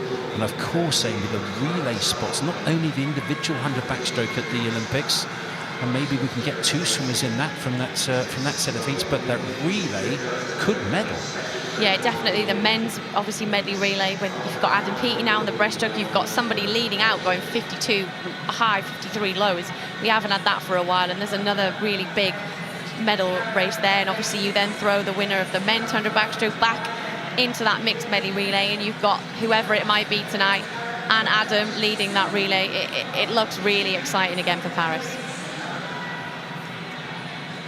Well, I tell you what, ladies and gentlemen, that is how you do a heat swim. We've had 2 of our athletes go under that nomination time, Oliver and Jonathan, but of course, they've got to do it tonight. Ollie, 52.8, that is an amazing heat swim. Yeah, definitely. I was a bit shocked, to be fair, looking up at the board, but, you know, the work we've been doing has been going well. Been some pretty quick in-season swims. Shocked myself with that, so carries on. I mean, we had Jonathan go the heat before you. When you looked up and saw his time go, were you like, this is it, I've got to go? Yeah, it's a quick morning swim for Johnny. You know, it's PB for him, so yeah, it'll be a fun race tonight. I'm really close to that British record as well. I know you're gunning for that one. Jonathan, a great swim for you. Hitting that nomination time in the heats has got to sort of give you a bit of confidence, I suppose, as we move into tonight's finals. Yeah, for sure. I mean, Ollie was great. You know, it's going to be a great race tonight. You know, I think I've been doing good work this year. You know, luckily I've been able to translate from short course yards to long course meters, and you know, it's all gone well apparently. So you know, I'm excited for tonight. Be a good race, and yeah, great. And the men, we've been talking about this all week. You know, the men's backstroke program here is like a stacked field. There's so many good guys out there. Do you feel that pressure sort of heading into even a heat swim? I mean, yeah, I think I'm used to that kind of backstroke pressure a little bit. I mean, last week I'm racing Destin Lasco and, you know, some of the other best in the world. Hubert Koch, the world champion in the 2-back. So, you know, I think I have good experience on that part, but I mean, the British team is not lackluster in that department. So I think it is a very good field and a field that I'm ready to race. So, yeah. I can't wait to see what you guys do tonight. Congratulations on amazing times. Let's see it again. Didn't they do brilliant? Right, it's back to commentary. Thanks, John. It is the multi-class 100 backstroke now. 2 heats of this one, again, as we have seen all through this competition. There are the classifications of the swimmers. 2 S8s in this one, 3 in the S14 class and 1 in S10. Just a reminder, S1 to 10, those with physical impairments. And those in the S14 class, those with an intellectual impairment. There's a few swimmers here are not internationally classified, so they can't progress to the final. Probably the favourite for this one will be Sam Downey. You can see him here in lane number 5, World Championship bronze medalist in this event in the S8 classification. He's going to have to go lifetime best if he's going to get under that nomination time. You can see Sam Downey a little bit slower off the wall. He has a lower limb impairment. You can see the intellectually impaired swimmers with the good legs just pushing off, getting the advantage from the start. So as with this multi-classification, it isn't necessarily the swimmer who touches the wall first who will win the event. It's all down to points. So the times for each of the individual swimmers will be compared to a world best time for their own classification. That'll be translated into points, and the highest points earners will make their way to the final tonight. Good start there for Ryan Potter in lane number 6. He is one of the S14s. It's the S14s really leading the way in the early stages. Corey Hare just behind him. And also going well right up in lane number 3 is Jude Gunner from St Felix School. Just keep an eye on Sam Downey as he comes in there.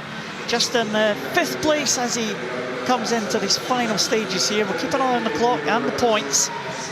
Jude Gunner touches first, 6:01. Let's watch for Sam Downey, 6:86. I thought he might be the top points earner, and that is how it came about. There is Sam Downey, 6:86 the time for Sam Downey. 1:10.92, so we won't be too happy with that one. His lifetime best of 1:08.36. Para swimmers do have a chance of making these qualification criteria in the heats. But Sam Downey with that 6:86 will progress to the final, and he'll have another chance tonight. Good swimming there, 601 points for Akash Das. Young up-and-coming talent, Akash Das. And also Jude Gunner tied on 601 points. So a plethora of S14s in the centre lanes here. The 2 outside lanes, we see Luke Batty in lane 0. Probably the man to watch in the very outside lane is Stephen Clegg. It's Cameron Verncombe. He goes in the middle. Probably not going to be looking at the middle in this one. Lane number 9. British record holder in the S12 class is Stephen Clegg. There he is. He swam at the Edinburgh International, set a new British record, 59.50. And it's only 15/100ths of a second outside the long-standing world record for the visually impaired S12 classification. Take your marks. No men have achieved the qualification standard, the nomination standard for the Paralympic Games. Stephen Clegg could well be the first one. Watch out for the S14s though. Mark Tomset, 1 lane up from Clegg. Clegg just a little bit of a bash of the lane rope there. Sometimes with that visually impaired swimmers, sometimes happens, but Clegg, world champion in this 100 backs, being pressed by Mark Tomset, 1 lane up from him. And William Ellard and Louis Lawler also right there in the mix. Yeah, the nomination standard for the S14s, 1:00.76. Nomination for Stephen Clegg is 1:04.35. So Clegg does lead them through. Not halfway, but Ellard really going well. 2 lanes, 3 lanes up from Stephen Clegg. It looks like Ellard might be into the wall first. Is he going to dip under the 1 minute mark? Tomset going well. The 2 S14s into the wall first, and it is 1:00.12 and 1:00.48. I think they are under the nomination standard, and Stephen Clegg 1:00.63, 969 points for the University of Edinburgh man. He's also under that nomination standard. As I said, the standards can be achieved in the heats for the para swimmers, and it looks like we have 3 there dipping under that standard. Stephen Clegg, great swim from him. Really has been dominant in the 100 backstroke over the last couple of years. 969 points. Just about a second or so shy of the world record. I'm sure Stephen Clegg will be looking for that tonight. So great swim. He will qualify for the final. Ellard and Tomset also making the nomination criteria. Louis Lawler just outside that in 4th place. Sam Downey will also be in the final. There are the top 8 qualifiers for the final. Sam Downey will be hoping to make it a slight improvement on his time that he did this morning. So 3 achieved the qualification standards. We're now hear from John. Well, congratulations. That was a massive swim for you this morning, Stephen. Obviously, coming in here, you look like you're going out there full of confidence, knowing exactly what you need to do. Yeah, you know, this one was just about setting up for the final. Had a really good hit out a few weeks ago at Edinburgh. So we're feeling pretty good coming into this meet, and you know, we're just going to see how far we can get, how close we can get to that world record tonight. Yeah. Oh, well, I tell you what, I'd love to see it. Hope you do it. You know, it's going to be a big summer. Paralympics coming up. You know, you're one of the more experienced athletes kicking around on the para side of things. Does that sort of take away from some of the pressure or add to it, knowing, you know, you've been here before and you've got to do it again? Yeah, over the years, I feel like my position in the GB teams evolved over the years. Like going in 2016, I was a novice, didn't really know much about the sport. Now, 8 years later, I'm one of those senior athletes on the team and got a fair few medals to my name now, which is really nice. So yeah, there is some pressure to be, I guess, one of the leader figures of the program, but also like I've got a job to do, and at the end of the day, it's still 50-meter pool, doesn't change. So you know, we've got to do what you do. Do what you do. I hope you do it tonight. I can't wait. Maybe we'll be chatting again after the race. Good luck. I'll let you go swim down. What an amazing swim. Right, it's over to the women's 100 back. Wow, it's all go, isn't it? It really is. Fabulous swimming in the para races there. The qualifiers all ready for the for nomination for the Olympic team, we should probably say. I'll give you an update on those in a second, but this is heat 1 of 8 heats of the women's 100 metres backstroke.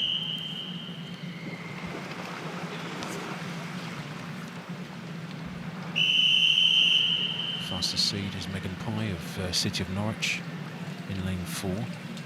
Karika Singh of Camden Swiss Cottage in 5. Take your marks.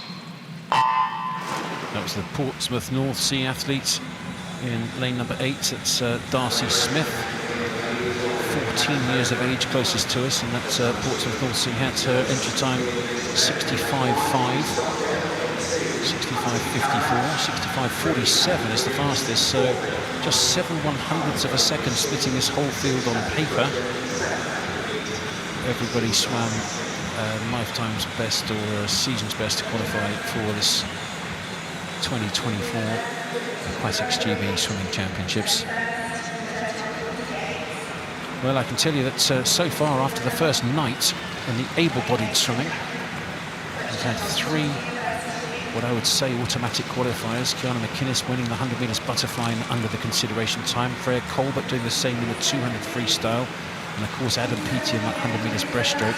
Abby Wood came second on the 200 freestyle inside the consideration time, so I think she'll be going too, with Laura Stevens doing the same on the 200 fly. And up there in lane number 3, that is Catherine Williams of Wickham District. Is that in lane number 3? I think it was. We'll just check. First, in fact, no, it was Cara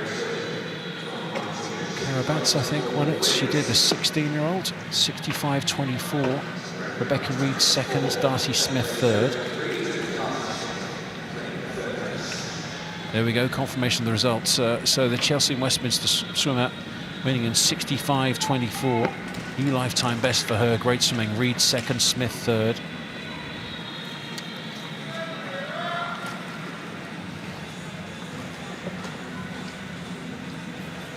There's a lineup for the second heat of the 8. Simmer Manova, City of Peterborough in lane number 4. City of Cambridge, Isabel Mather in lane number 3. Again, a slight improvement there, a couple of tenths off, continuing that run of great times that we've seen all the way through the first couple of days. We're missing someone at lane 5, Ella Turner, not taking a start for Plymouth Leander.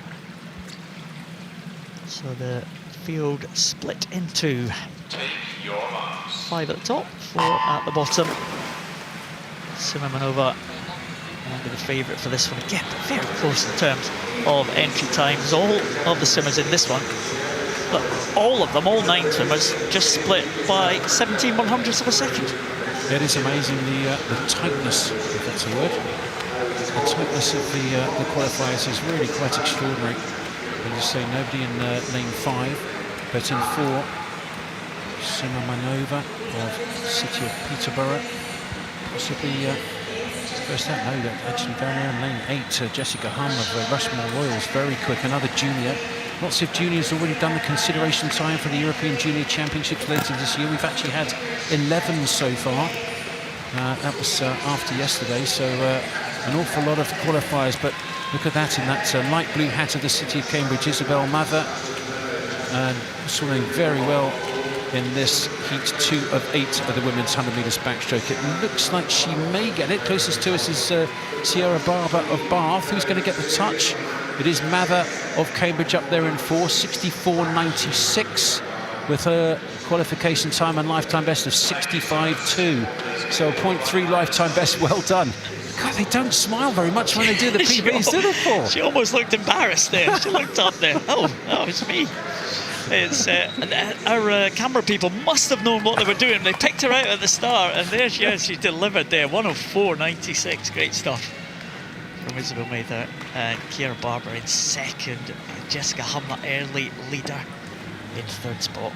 That's funny. I think Paul and I are smiling for her. We're utterly delighted, and she's going, yeah, PB, next.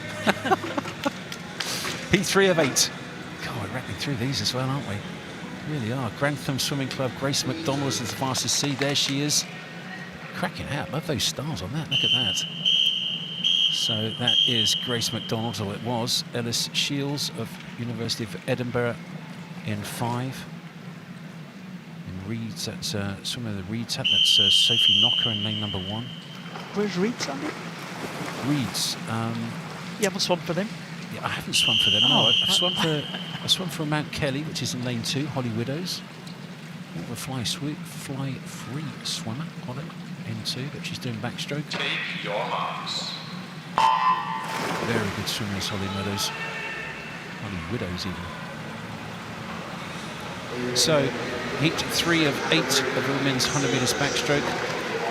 Holly Widows is in lane 2 for Mount Kelly, and she started well. There in 1 as well as Sophie Knocker of Reeds. I haven't swum for them, but I'll find out where that is. That's a good question. I don't actually know. There was another one earlier on that I didn't know the answer to, where the swimming club was, but I'll find that one out as well for you. But a very good start up then in 1 from the swimmer from Reeds. Of course it would be Sophie Knocker. Yeah, it is Sophie. It's a decent lead there at the halfway point, Sophie Knocker. At the top there, just 1 down from the top. Amber Rigg going well also in lane 0. Those two pushing each other on as they come to the last 15 metres of this one. And it is all on the top end of the pool. There, 5 swimmers all in a row. Well, the swimmer from Cockermouth up there, Amber Rigg, what a programme those guys have got. And you know, it's an amazing setup there. They have this little 25-metre pool, and you could be quite sniffy about it. They've got a fantastic pool, really well managed, super clean, really well run, a wonderful team. Sean Bulmer, the coach, just done a super job. 63.62, 1.5 second lifetime best from Amber Rigg. I'm a massive fan of their programme, I really am. Sophie Knocker ended up, I think, getting second, 63.81, so a big lifetime best from her as well. There we go, confirmation. So Rigg winning for Cockermouth, Knocker second, Widows third. Well, we mentioned all of them at the start, delighted. Big fist pump from Amber Rigg there. She was a smiler at the end of that race. Superb stuff from the swimmer right on the far side. It was almost in lane order there as they finished. It was indeed, with Sophie Knocker, of course, from Cobham in Surrey. Ah, good knowledge. Reeds. Good knowledge. So this is heat 4. 8 heats in total. This is heat 4 of the women's 100 metres backstroke. And right in the centre, the fastest seed is Anna Tyers of Derby XL. Lucy Hinchin in lane 5 for University of Edinburgh. Bradley Holt of Stirling in 6. Take your marks. So heat 4 of 8 heats of the women's 100 metres backstroke. So a couple more heats still to go of the unseeded heats before we get to the fastest 30 in the country. And already it's getting quick, 64.59 seed time for both the swimmers in 4 and 5. Yeah, it's the middle lanes this time. Probably for a change, who's leading them through. Anna Tyers, Derby XL. A clear lead at the halfway point, 30.74. It's just getting faster. I wonder if we're going to be into something spectacular here. 104.59 for Anna, her entry time. And that was level with Lucy Hitchin, but it is certainly the Derby swimmer the advantage here. We don't often see a half-second lead on at the 50-metre turn of 100 metres anything. It's a very good first 50 in the swim in lane number 4 and the tyres of Derby XL. And well, she's driving home this last 15 metres. It's impressive. Hold a little bit more water with that right arm, but that's a really good swim. And the tyres 63.99, 64.5 was her best. Go on, give us a smile. Nearly. She's trying. Lifetime best by 0.6. Great to get under these barriers, isn't it? 103.96 is much better than 104.0, isn't it? Isn't it just? 63.9. Well done. So confirmation of the result of that fourth heat of the women's 100 backstroke. Anna Tyers wins it for Derby XL, 63.9. Just ducking under that 64, and then 2 more swimmers under 65. Humphreys the second fastest of those 2. So heat 5 of 8, the last of the unseeded heats. Magliocco from Camden Swiss Cottage is the fastest seed in lane number 4. Annabelle Wilkinson of Chesterfield in 5, Butler of Edinburgh in 6. 7 is the Royal Wolverhampton School, it's Lily Grover.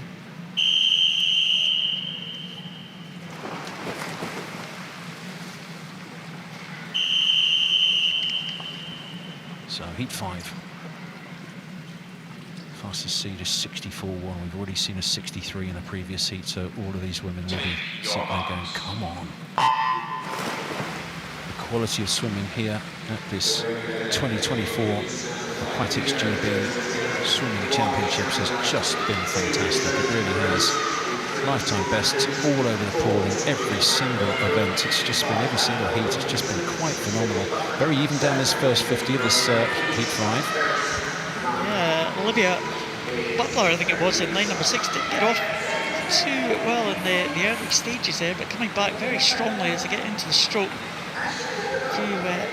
These Lily Grover first to the wall. And again, some good underwater work. It's very importantly underwater work in the 100, isn't it? Brings swimmers right back into contention.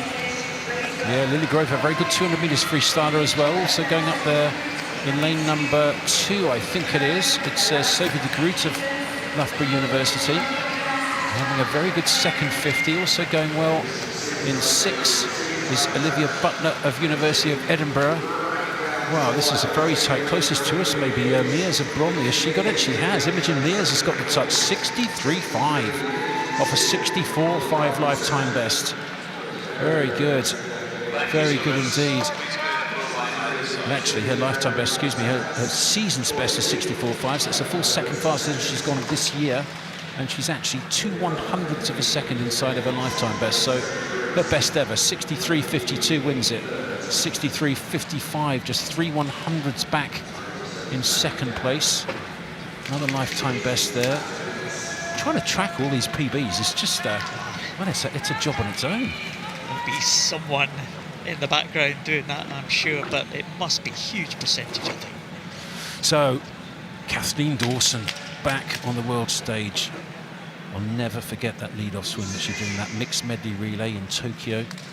She was swimming against the world backstroker, 100 metres backstroke, world champion, male, on one side of her, and the world record holder on the other, world record holder and world champion either side of her, both of them men.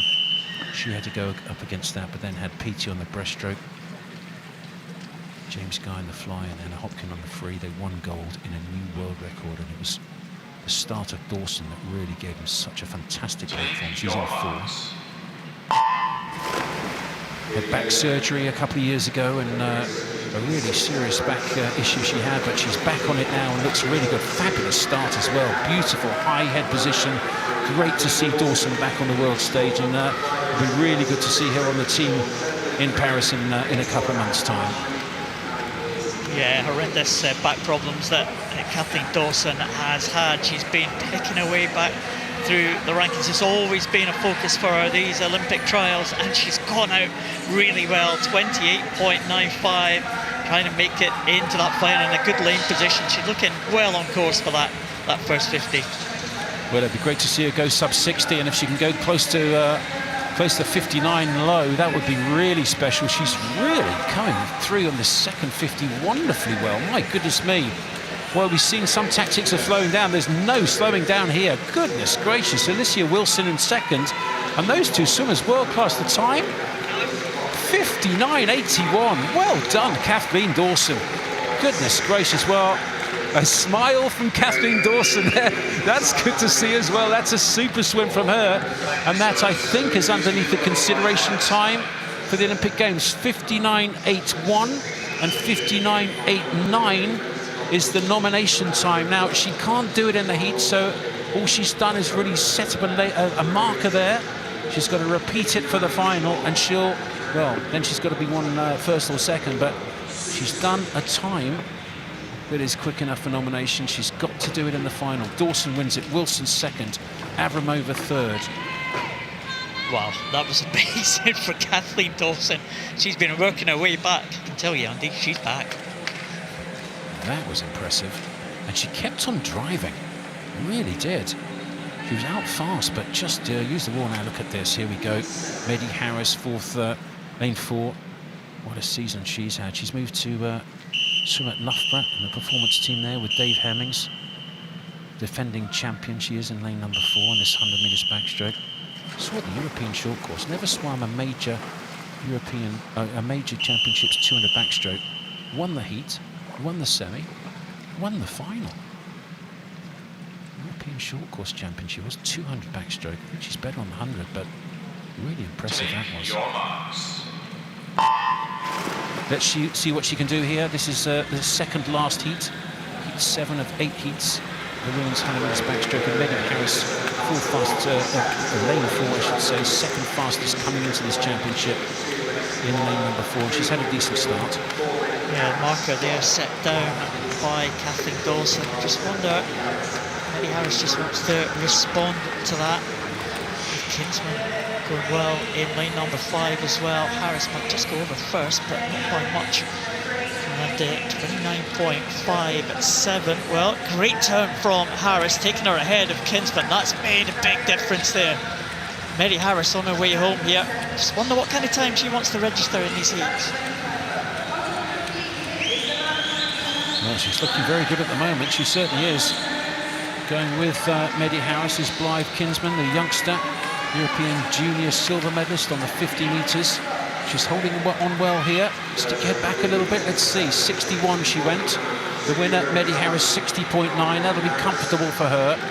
Didn't need to do anything too special there. Just make sure you get a centre lane, one of those middle lanes through for the final this evening. And 60.92 will certainly do that with one heat to go. Second fastest so far. Yeah, she looked good there in the final stages there, Mehdi Harris. 1:92, Blythe Kinsman. A good swim from Mount Kelly swim, 1:01.37, and Holly McGill from University of Stirling, 1:01.79. I wonder what is going to make that final. 1:01.79. Right on the cusp of that one for Holly McGill. One more heat to come. And 3 Loughborough swimmers in 3 of the 4 centre lanes. Lauren Cox will be the favourite.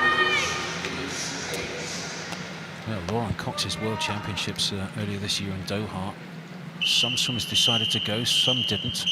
But I've got to tell you, the British women who did turn up there were just outstanding. 2 world champions, and Lauren Cox got a bronze on this on the backstroke, the 50 metres backstroke that was. Just consistently fast this year on the 100 metres backstroke. Cox is fastest seed in 4. Pia Murray in 5 from Leyland Barracudas, second fastest seed into this final heat of the women's 100 backstroke, and Honey Osrin in lane number 3. Great 200 metres backstroker, European junior silver medalist a couple of years ago. She's in 3, but no doubt about the leader down this first 50 or so. A little bit of a bouncy stroke, but it's not bad at all. Very fast turnover. Lauren Cox. Let's see how she goes. Really quick turnover. She can maybe hold a little bit more water, I wonder. Let's see the split. 29.5. It's quite fast. Almost made a name as a 50 backstroker, the Cox. But it's a chance of her to hold on now in this 100.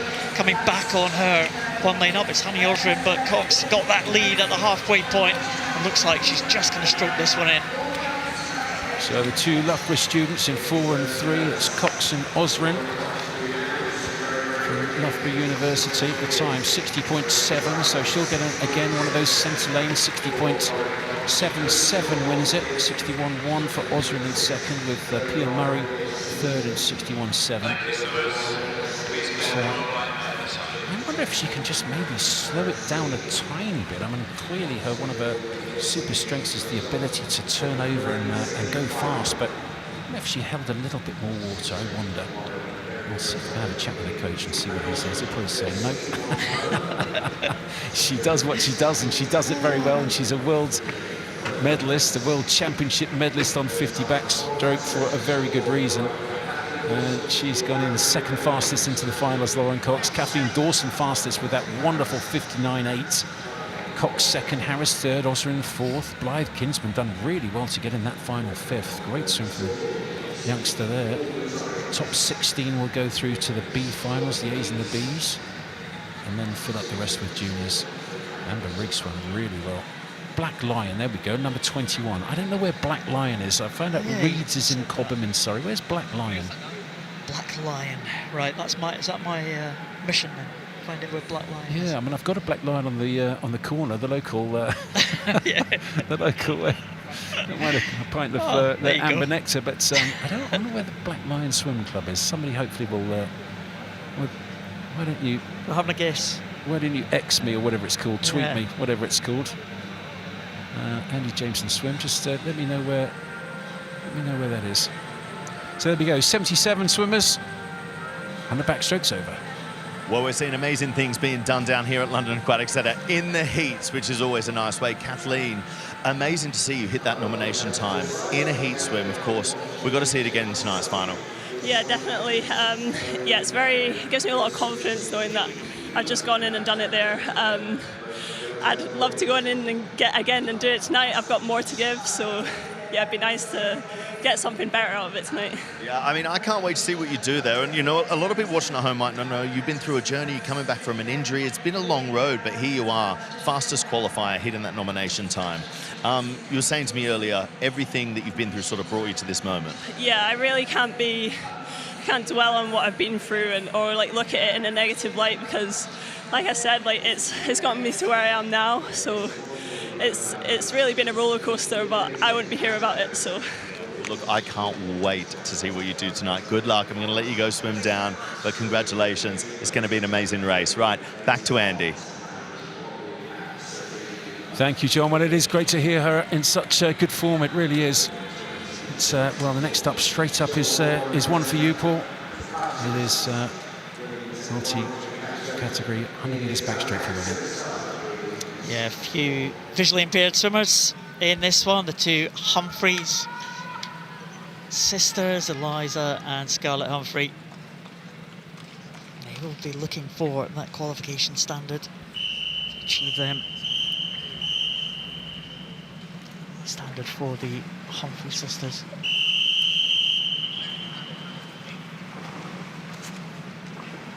Very fast at 120.10. There they are, side by side.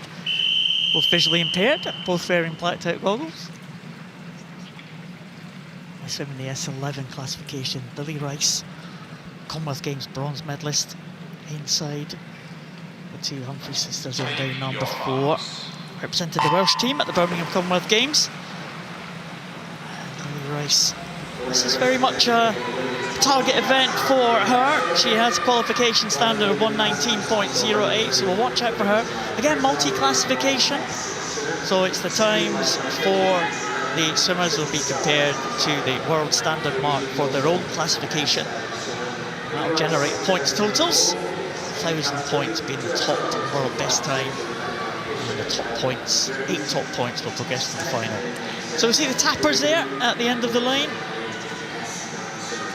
Going over in first is Ella Litton-Jones. Willis in second, Rebecca Hardy-Bishop. She's not wearing black tuck goggles, she's in the S12 class, but she still has a tapper. And it looks like it is Scarlett Humphrey, who's ahead of her sister Eliza, with Lily Rice in between these two. We'll just keep an eye on the times of the swimmers. Ella Litton-Jones going well. Another S12 swimmer. Great performance. She's got to come to something like a 1:13 for her nomination standard. And she's given this a good go, you know. Look at this, 1:10, 1:11. Not too far outside for Ella Litton-Jones, 1:15. We'll watch out for the Humphreys now. And Lily Rice at 1:20.10 for Scarlett Humphrey. That's the target, 1:23 for her for 683 points. And Lily Rice, 1:24.10. So, a couple of close calls. It does look like it is Ella Litton-Jones, and that was a great swim at the front of the field for Ella Litton-Jones. Her personal best coming into that was 1:17.92, and she's improved that to 1:15.37. What a swim for Ella Litton-Jones. There's the Humphrey sisters, the two swimmers wearing the black tuck goggles. We'll have to get them checked before the result can be confirmed. But Ella Litton-Jones, another one of these Welsh swimmers making big strides in para swimming. The Welsh contingent didn't really have, they had a real big representation in the para team maybe a couple of Paralympic cycles ago.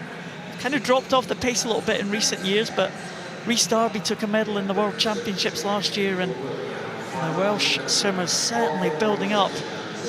What a good swim from Ella Litton-Jones, 748 points, that'll get her into the final. Megan Willis as well, her Welsh teammate, 655. And Scarlett Humphrey, as they stand, 683. So that could be the top points earners. Scarlett and Eliza will do multiple events this week.